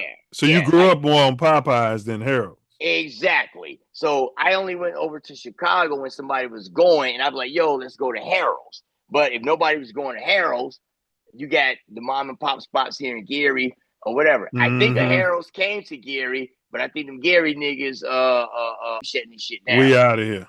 Yeah, I think in the late 90s, if I'm not mistaken, I'm gonna hit my cousin up, and it was I want to say I think it was a Harold's for a hot second, and them Gary cats kept running up in there, and they was like, "Yo, you know what? We can't do this. We can't do this. This ain't sustainable." You ever had Uncle Remus from out west? Because Gary, y'all probably don't get out west too much. Gary people on the west side of Chicago. No. Uncle Remus is pretty damn good too. Yeah. And then he doesn't believe that aliens. He believes that we're the only entities in any dimension. We don't debate. Man. We're just questioning. Yeah. Hey, everybody has their thing. I know motherfuckers that believe in Bigfoot. I'm like, all right.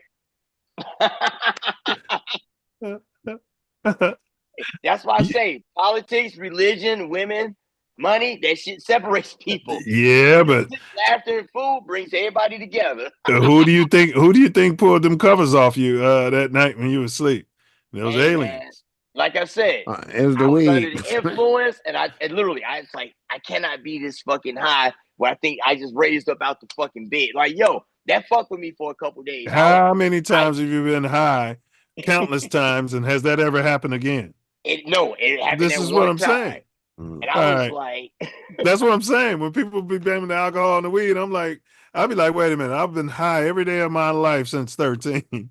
And this has only happened once. And I'll be like, well, it can't be the weed. It just so happens that I was high because I was high all the time. And the messed up part is I just started smoking in 2014 or 15. Yeah, that's what I told you. And I quit 60 days ago. But you know what's dope though? You all ever seen the Conjuring? Yes. I'm not big on a lot of horror movies, but I fuck with the first two Conjurings. They got the new one at the movies right now. Yeah, I got to see it. Yo, I don't know what it is about that movie. I love those two. I love those fucking movies, The Conjuring, because of that experience. I'm like, maybe, yeah.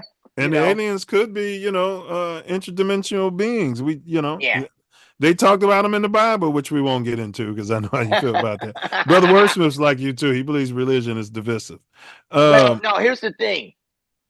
If you're only taught one thing by a certain group of people, and they don't teach you to say, hey, there's another group of people that believe in this. There's another group of people that believe in that. If you're not taught that to learn, then it's one-sided.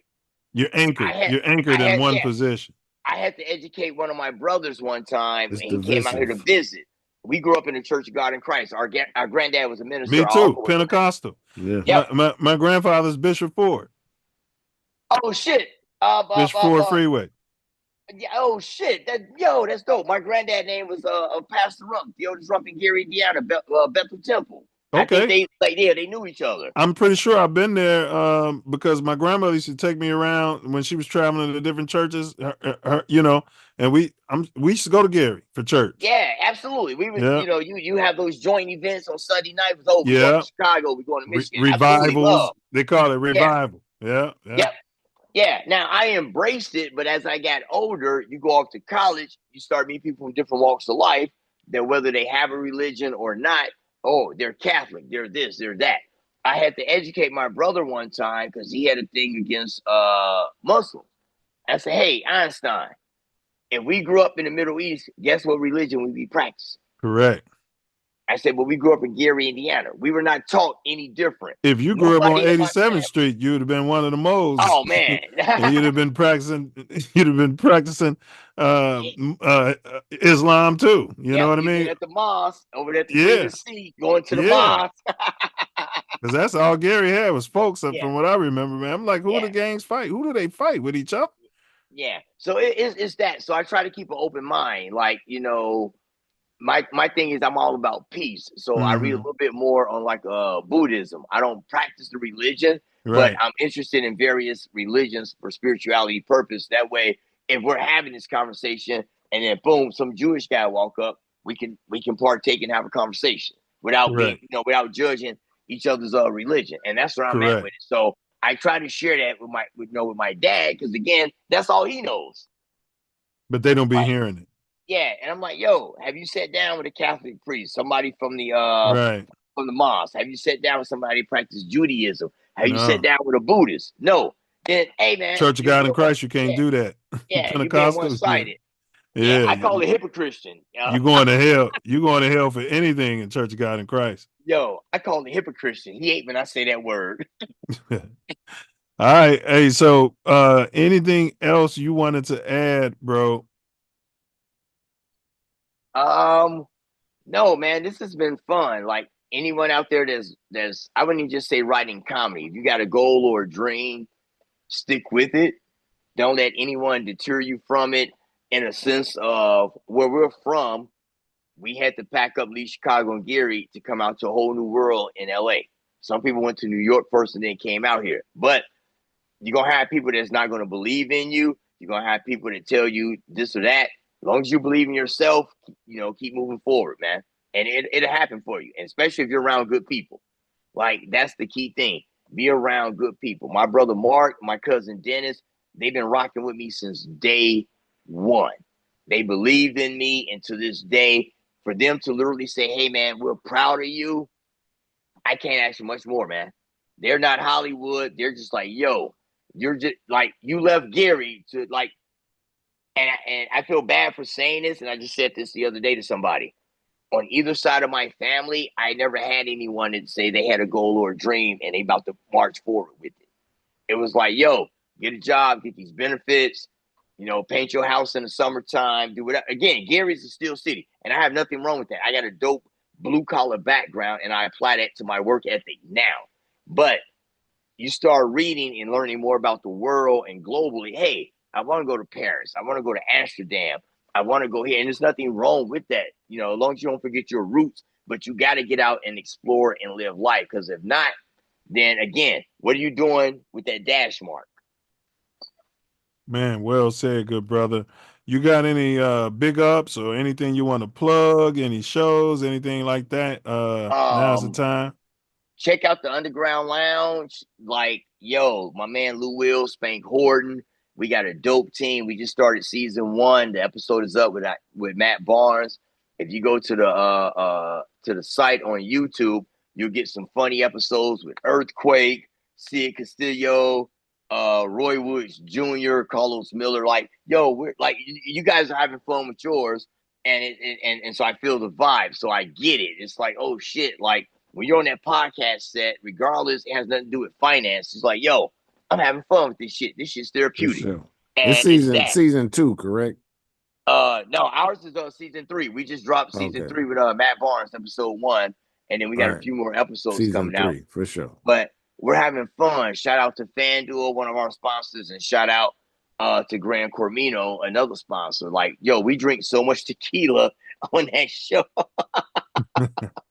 like literally, we like, yo, we devour so much tequila on that show. It's a wonder we don't have like a wall with just all tequila bottles and shit. But we got a dope bar and all of that, man. So we're having fun and just trying to, you know, get our voice out there, make people laugh and smile, and, you know, change lives in a positive manner, you know, as we can.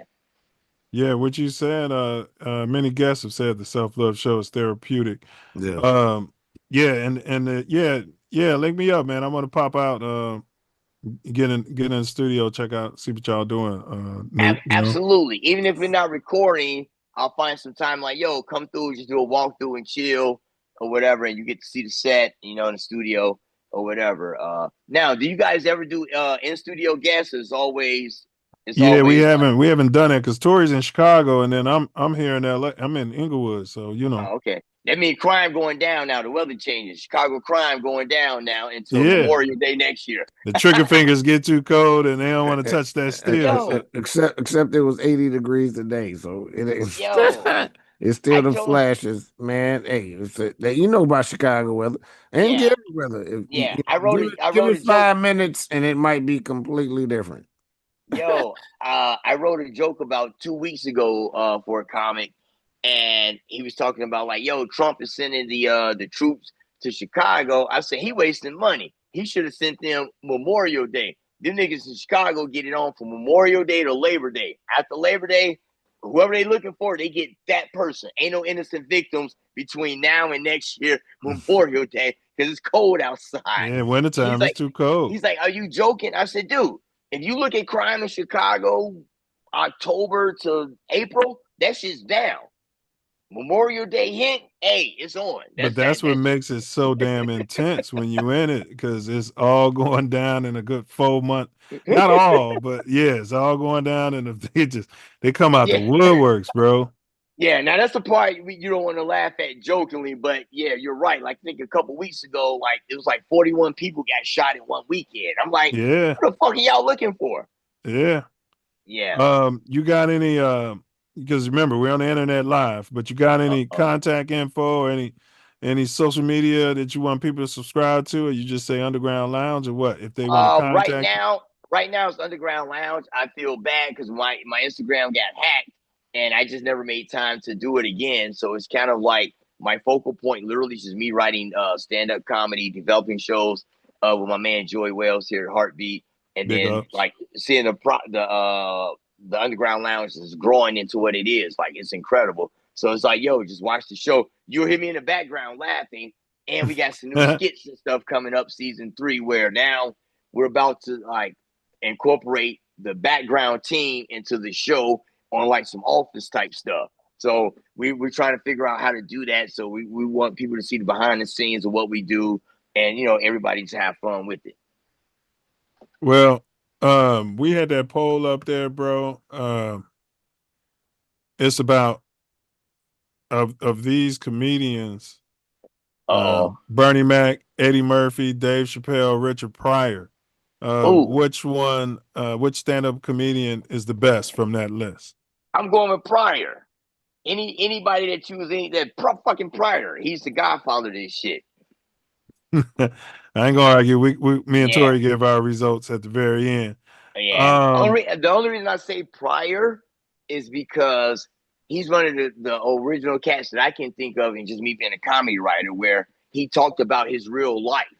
Like there was no embellishment. The shit he talked about, shooting the car, going to jail for income tax evasion, and all that shit.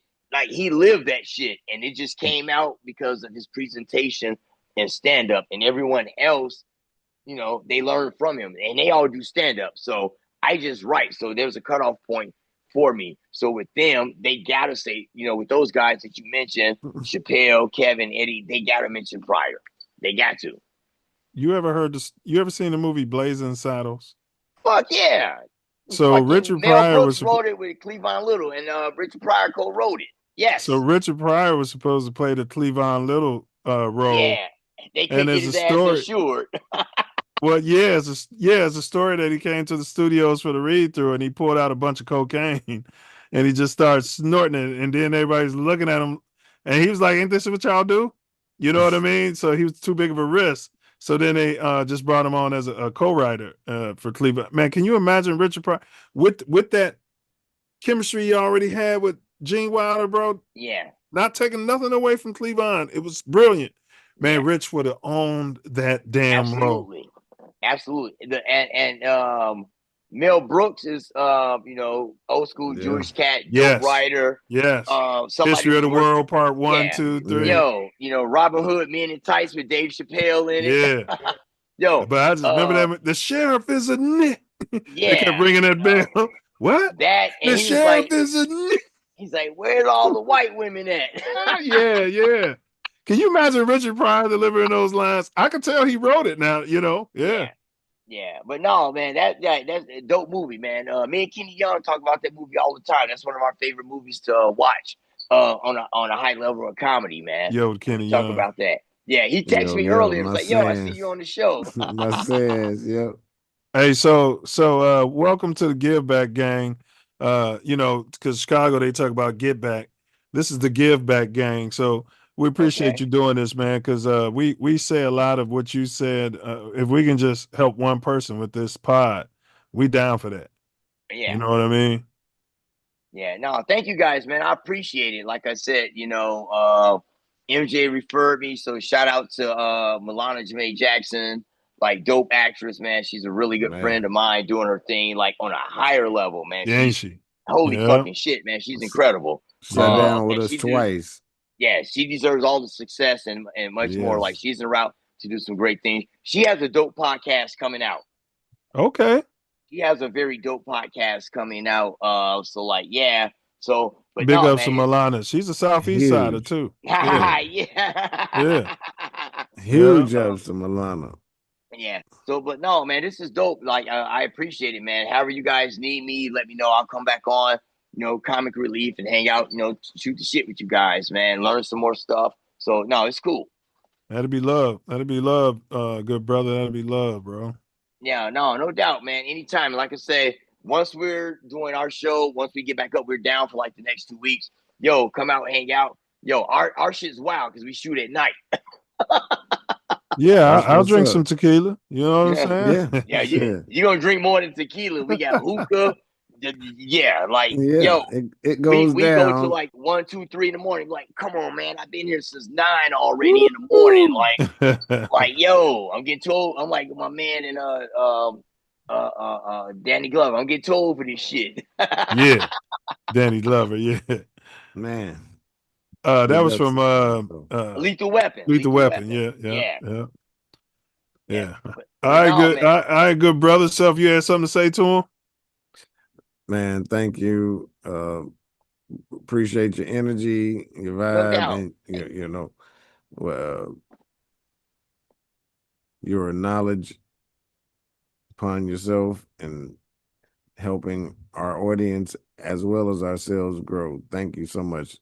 Greatly appreciate it. Man, no problem. 100%. Love, man. Like, hey, this was great, man. Like, I tell people, hey, do an interview, have fun with it. Like, I got to give you guys the same love and energy that I want from the people that come on our show. I'd be a hypocrite if I came on, and was stiff and whatever, but then we have a show and we want people to give their all. So like, no, it's love, because we all are in this together. Your show, our show, all the smoke, every podcast now. Everybody's just on everybody's show, but we all got a voice now, which is dope. We all get to, we get to change lives, man. You guys from Southside, Chicago, I can't fathom how many people from Chicago are watching you guys saying, holy shit, I want to do that. 100%. Or I learned something from the show, and they just on there having fun. They not, trying to influence us or anything like that in a negative way. They're just like trying to influence us to enjoy life, and we're learning within the elements of the conversation. Edutainment, as KRS-One say. Oh yeah. Oh shit. That's what y'all should ask. We start doing that on our show. We start doing like top 5 black movies, top 5 black TV shows. Yo, that's a cool conversation to have, man. It's so tough, man. People be asking me that question. I'll be like, but that's the thing. It calls for a dope conversation. Yeah, it does. Like, I'm not a big fan of the top 5 rapper thing, because that's always going to be a universal and a global conversation. It has to expand to top 10. Now, everybody got their top 5, and it's different. And then the debate starts, because you may have your top 5, and all that stuff is fluid. In my mind, it's all fluid. Yeah. You ask me top 5 movies, man, I can mention Belly. If it ain't just black, I'm talking about Godfather. I'm talking about Scarface. Oh, no, that's different. But it's so fluid, man. The older you get, it's harder to do. Yeah, we'll do like, every now and then we'll do like top 5 black movies. Yeah. That way you start thinking, you're like, oh shit, like you said, you're like, shit, I got this, I got that, or whatever. Yeah. You know, some people might say, what's love got to do with it? Love Jones, Belly, and all Love of that. Jones was dope. Yeah. You know what I'm Yeah. saying? Yeah. Yeah. So you got that. I like Brown Sugar. When you Brown first Sugar fell in was love with hip dope. hop. Like Minister that shit. Society is jumping on the list, but I'm Man. forgetting movies as I talk. The Yo, whole Dead time. Presidents. Dead Presidents was dope. I always tell people that. Man, incredible. So, and then we'll do shit like that. I think one time on the show we did the top 100 pop songs or something, or top 50. That shit was incredible. And they went down a list and everything. Cats was Michael Jackson fans, Prince fans, Madonna fans, Sting. Man. Like, yo, so we try to mix it up to kind of like, you know, like, Oh hey, yeah, man, okay, Gary. Prince or Michael Jackson? Ooh, come on, Michael. You try and get me kicked out the G. Come on, man. Man, for sure. That better I should have had easy. that question for him. We asked people that question, but you know, all No. the now people supposed to get that question. You can't ask nobody from Gary if they gonna go Prince or Michael Jackson. Them is fighting words. You know what I'm saying? Yeah. That's like asking somebody That's Lionel facts. Richie or the Commodores. Right. Earth, Wind, and Fire or some other band, and I'm in Chicago, right? Exactly. You got Twister or you got Crucial Conflict. Who you Yeah. going with? Yeah. But they both from Shy though, so Exactly. Yeah. yeah. But all right, bro. We you know, we don't kick nobody out of here. No, But it's all good. Love, man. And I'm looking forward to seeing the show and definitely gonna spread the good word to people, man. And like whatever's needed on my end, like keep me posted. I'm gonna be in touch with you, Five. If you ever need something on the writing side, keep me in mind. All right, cool. Love, you good brothers be easy out there in the streets, man. Yes, sir. All right, yo. Yo. Yo. Well, that was magnanimous, huh? Oh, outstanding. Great energy. Yes, outstanding. Just like I said. Yeah. The views expressed in the podcast are those of the hosts, the guests, and not necessarily reflective of TATN or any of our Midwest affiliates. festivals or any of its affiliates. Yes, facts. Yeah. Magnanimous. Amazing. Lots of information. Yes, and good information, you know. Yeah. Yeah. Yeah, great energy. That guy, I don't know what he's smoking. You know what I mean? But it has him energetic. You know what I'm saying? Yeah, he can do stand up. He talks. I was gonna tell him that, but yeah. He talks in the whole energy and Don't he? all of that. He can be on the screen. He can definitely do it. But he said he get up there and get that stage issue. But he could do it like a pod, like a YouTube channel where he's in there by himself with a laugh track in the background. Yeah, I mean, or he can just push through that because I mean, you know, even the best get booed at some point. You know, and then you learn how to handle that. You know, you just got to have some one-liners for that. You can't worry about that. You might go out there a little too fucked up or what have you, and you can't do what you normally do, and you know. Yeah, you're gonna boo me. I'm gonna talk about you. All right. As we wrap up today's deep dive, this brother Emmanuel has given us a master class in transforming rough concepts into polished gold. From structuring episodes and dialing in pristine technology to streamlining your production workflow, his insights demystify podcasting. On the creative front, we've learned how to mine authentic experiences for punchy setups, refine your comedic timing, and collaborate effectively with talent and clients. Talked extensively about working with your squad. Carry these dual toolkits, production precision and joke crafting finesse, into your next podcast episode and watch your show evolve and grow from good to unmissable. Huge thanks to this brother for pulling back the curtain on his process.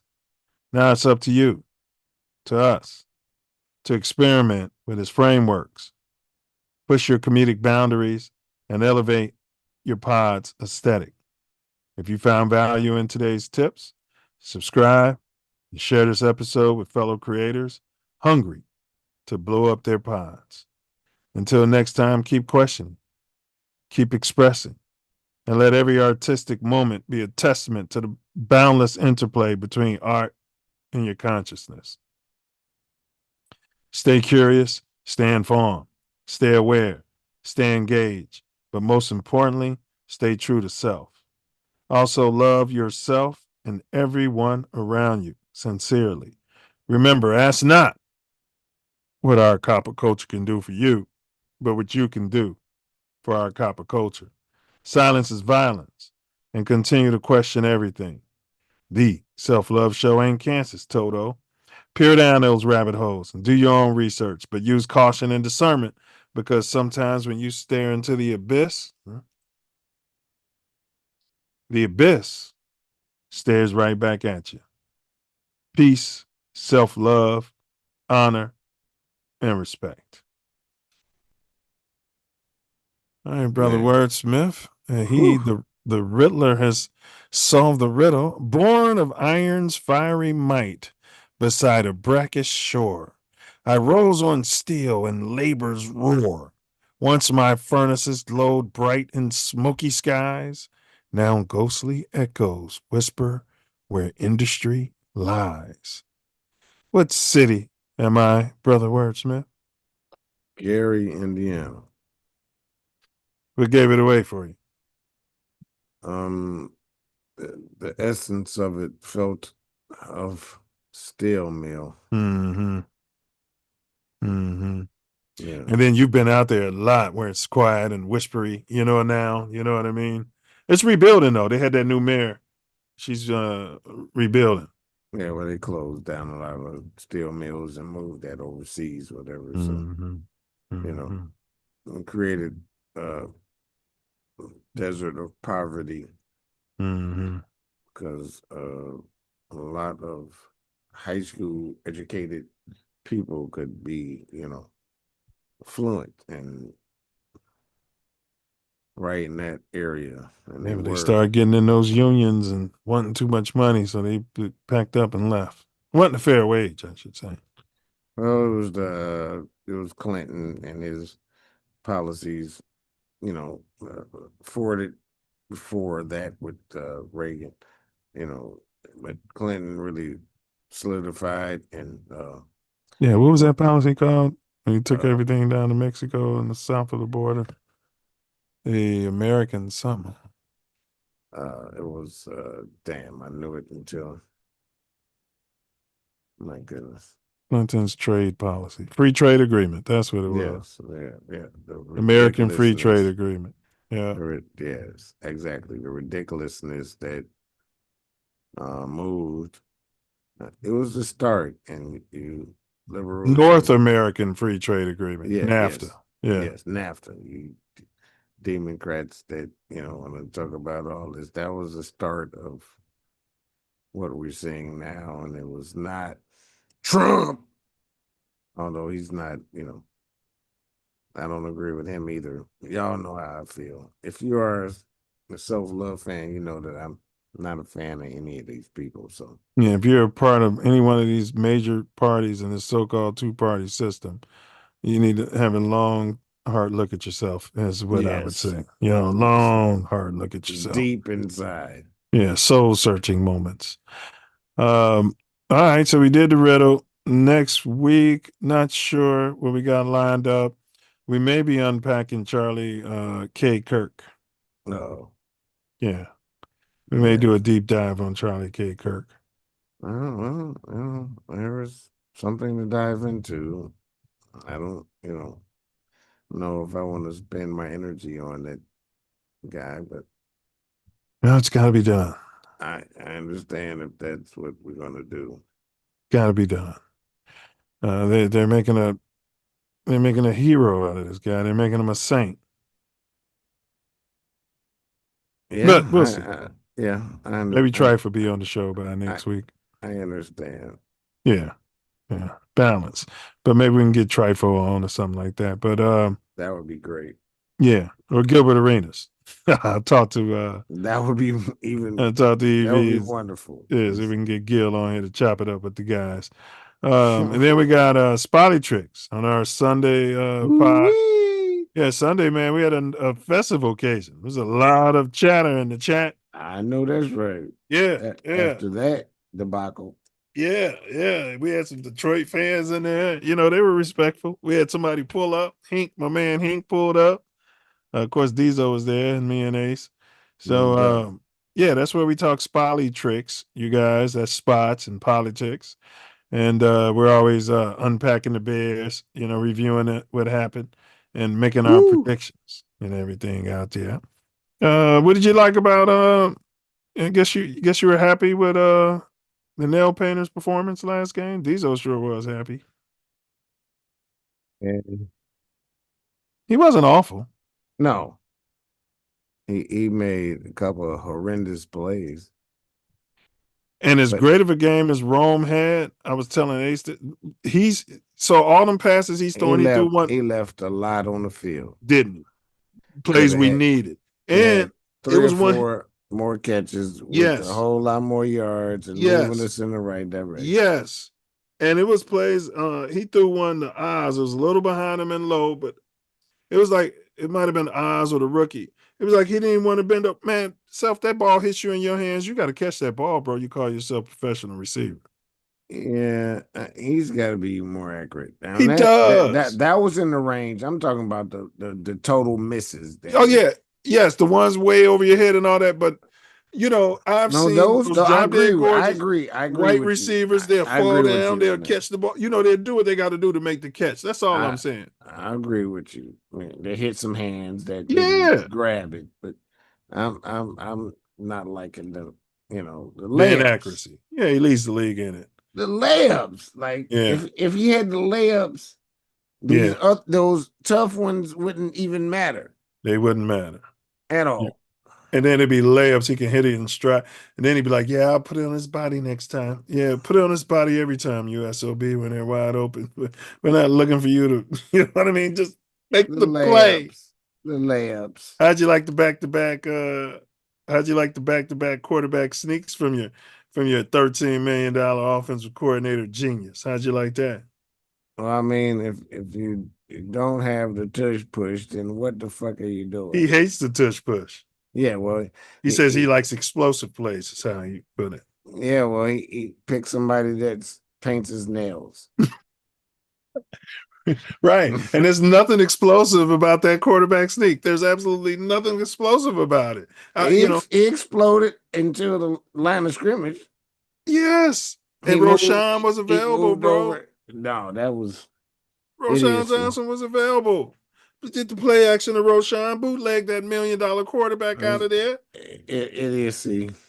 They need to run him more. They're trying to make him Garrett Goff or whatever his name is. They need to have more run plays for Caleb. Let him do what he does, bro. I mean, yeah. It's been a couple of poorly called games. Well, I don't want to say poorly, because if he hit the layups, then it's not poorly called. Definitely the first game. It was people open. Yeah, I agree with both, actually. And if these receivers start making plays, I agree with that too. But you cannot do. Why are you calling a quarterback sneak over center? And you know your line has been sucking, and you got a pansy back there. Can we say pansy? You got a pansy back there at quarterback. He's on the spectrum. Right, that's why they call him a genius as an offensive coordinator. That guy's on the spectrum out there. Because, like, they lost the last game, and I thought when he didn't go for it, I thought he should have. I was like, God damn. And then when he went for it, I thought he shouldn't have. Like, you know who he reminds me of? The late, greater brother Haywood Miller. That's who he reminds me of. Oh, when he had the run and shoot, he was running with the Houston. That's what he reminds me of. Oh, that's not good. Yeah, I mean, as a football coach, that's how he reminds me. That's not good. Shit. And Self, he takes it up the bum from the officials week after week. Did you see that crap they pulled when the guy was out of bounds at the end of the first half and the clock was supposed to keep running, and then they came back and said we made a mistake and we're gonna? Yeah. He said they didn't explain it to him until the end of the third quarter. What? I would have been shitting at midfield. I've been pooping right there, Self. And we're off the field. The fuck is you talking about? Why are you bringing this back? Yes, explain it now. Correct. Yeah,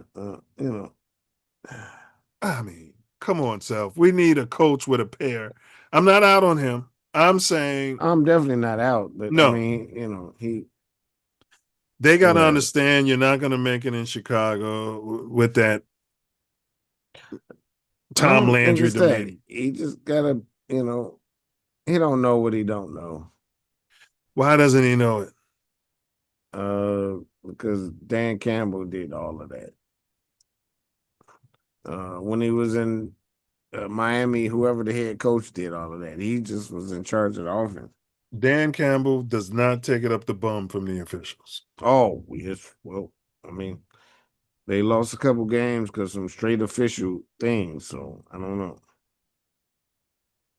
And he I couldn't do don't know, anything man. We about need it. somebody to fit the city's profile, man. All these docile clowns. It I'm ain't not even out on them either, docile man. because Dan Campbell ain't docile, but when they did the motherfucking shit at the goal line with and they know that they told the motherfuckers that the guy reported, you know what I mean? They say he didn't report. I'm just saying, We would have liked, I would have liked the guy who's the Eric Bieniemy. This is my number one on my list. Who's the running backs freaking coach. If nothing else, they should fire Declan Doyle and make Eric Bieniemy the fucking offensive coordinator. That'll help free up this genius head coach to do more head coaching stuff. And he's consulting more with a guy with more experience. But I would have liked to have seen Eric Bieniemy, who talks about himself in the third person, head coach in this ball club. You know what I mean? And that would have been my first choice. He's got a pair. That's all I'm saying. City of Chicago. Mike Dicker was the last person in Lovey who had a pair. That's all I'm saying. we'll see. Dicker started a one too. He had a pair. Dicker didn't take that off the NFL or the refs. He would be arguing for 5 minutes. They had to talk to him. He had a heart attack in the Bears uniform, for God's sakes. Yeah, he'd be up there. And when those players were dropping balls, he'd be out there on the field. You know what I mean? He was over there earning his money, and that's what we need in Chicago. We've been losing, getting our ass beat for decades now. That's all I'm saying. Yeah. We had a big argument with Diesel about that, me and Ace, about the quarterback. Yeah, maybe I need to be more vocal. Yeah, you do need to be more vocal, you son of a bitch. You talking about Caleb. fancy nails? Yeah. No, maybe, just hit my leadership. Just that's all I need, motherfucker, is for you to hit the fucking layups. I need that. And I need you to be more vocal. I need you, when the offensive lineman is getting me sacked, I need you to get up in his face. He will be more vocal if he hit the layups. Everybody respond to everything he says and does if he hit the layups. Well, that's what Diesel was saying. Yeah, Look, he's got listen. If you want to chirp back and say you're missing layups, then chirp back. But if you're the lineman and we're paying you all this money, we brought you in here to do your job, I am going to hold you to that standard, as you should hold me to the standard and get in my face and say, hit the layups. But we can't have a whole team full of people, well, I'm fucking up and he's fucking up and we're all fucking up, so we're not going to say anything to each other. No, that's what the communication comes in. Man, I ain't said nothing but this motherfucker that has the ball 99.9% of the snaps needs to hit the layups. Everybody got to do their job. Yes. Part of the quarterback's job is distributing the ball, calling the plays, hitting the layups. I've seen other quarterbacks that they're more experienced, but when shit breaks down, they still hit the layups. They know what the layups are. Well, yeah, that's a given. He's got to hit layups. But part of his job is to be the commander in chief out there on the field, bro. And if they're not getting that, that's all I'm saying, bro. It's called leadership, bro. You know what I mean? Your team has to respect you, bro. You know what I mean? You can't just sit there and roll your eyes when somebody's jumping, and then the cadence, and they're looking around, pointing and talking to each other. Was that the cadence? Did you get the cadence? You got to get in their face and tell them, you son of a bitch, you know what the cadence is. What's the problem? You do, bro, whether you're hitting the layups or not. He's a quarterback. That's the quarterback's job. It's his job. Well, I mean, he's a second-year player. They got a lot of experience out there. His job is at the fucking layup. Is to be the point guard out there. Yes, the point guard. And if somebody's not in a position, he's got to tell them where they're supposed to be and what they're supposed to be doing. That's yes. And he's got to hit the layups. Yes, he's got to hit the layups, Snoop. Yes, I'm not arguing with that. Yes, yes, he's got to hit those layups. I agree.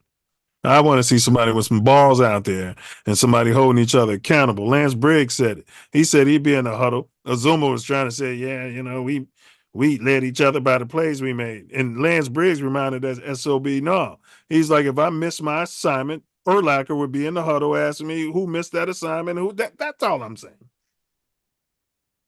That's all I'm saying. Yeah. I feel you. When you're the number one missing assignments, it's painting your nails and all of that. All right. We bring me to my favorite part of the whole shebang. And y'all pull up the mouthpiece included. These kind of discussions we have. It gets heated, so don't forget to bring your mouthpiece. My favorite part of the whole shebang, and that's wordsmiths. Final words out there.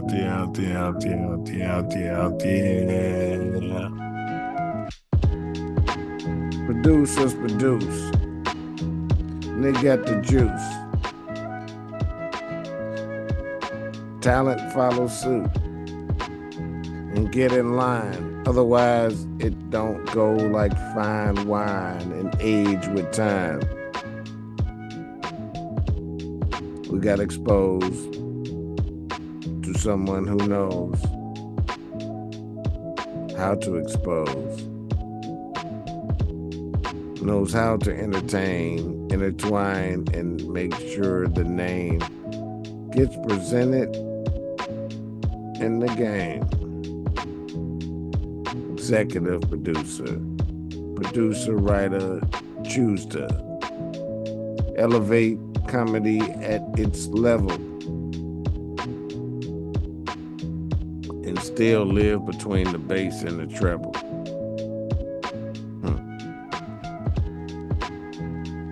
Y'all know Tory words. I play whack MCs to the curb and elevate the Self Luv Nation with my knowledge, wisdom, and understanding. But I ain't gonna grandize, cause I ain't handling the heavy load. To talk about somebody behind the scenes who controls. We talked about success being about 10 members.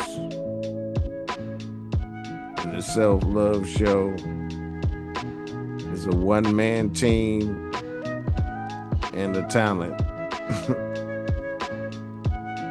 9 Mills handles everything, including the bills.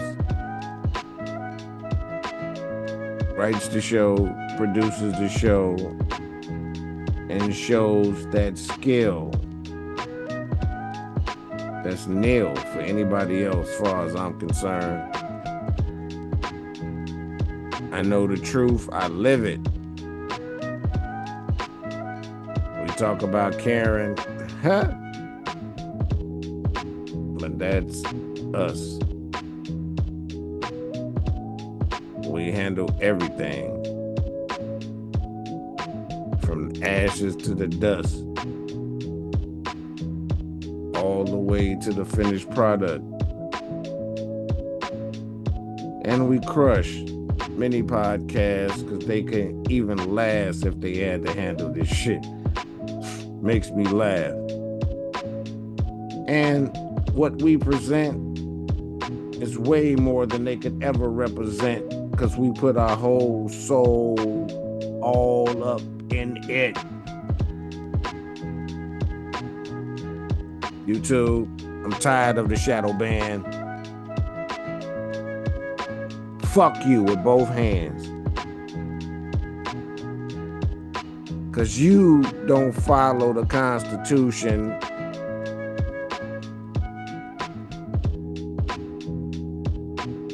you are part of the institution. Because free speech ain't free on this platform.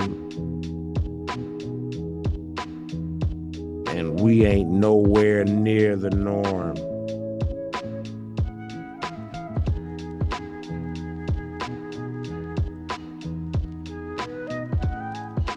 Enough about that. We had a wonderful conversation that elevated my mind, provided inspiration. I hope you feel like I do, Self Love Nation.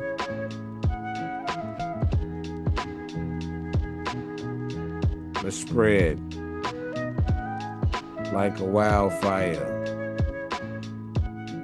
Engulf everything. Love y'all.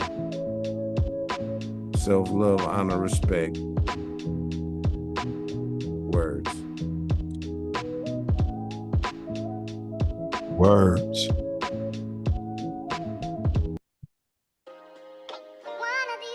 All right, Karen, take us out of here.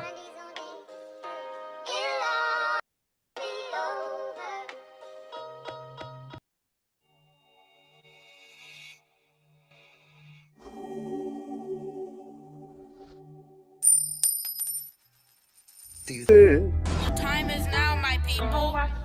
We must stand together. I will eat the right foods that I Go myself.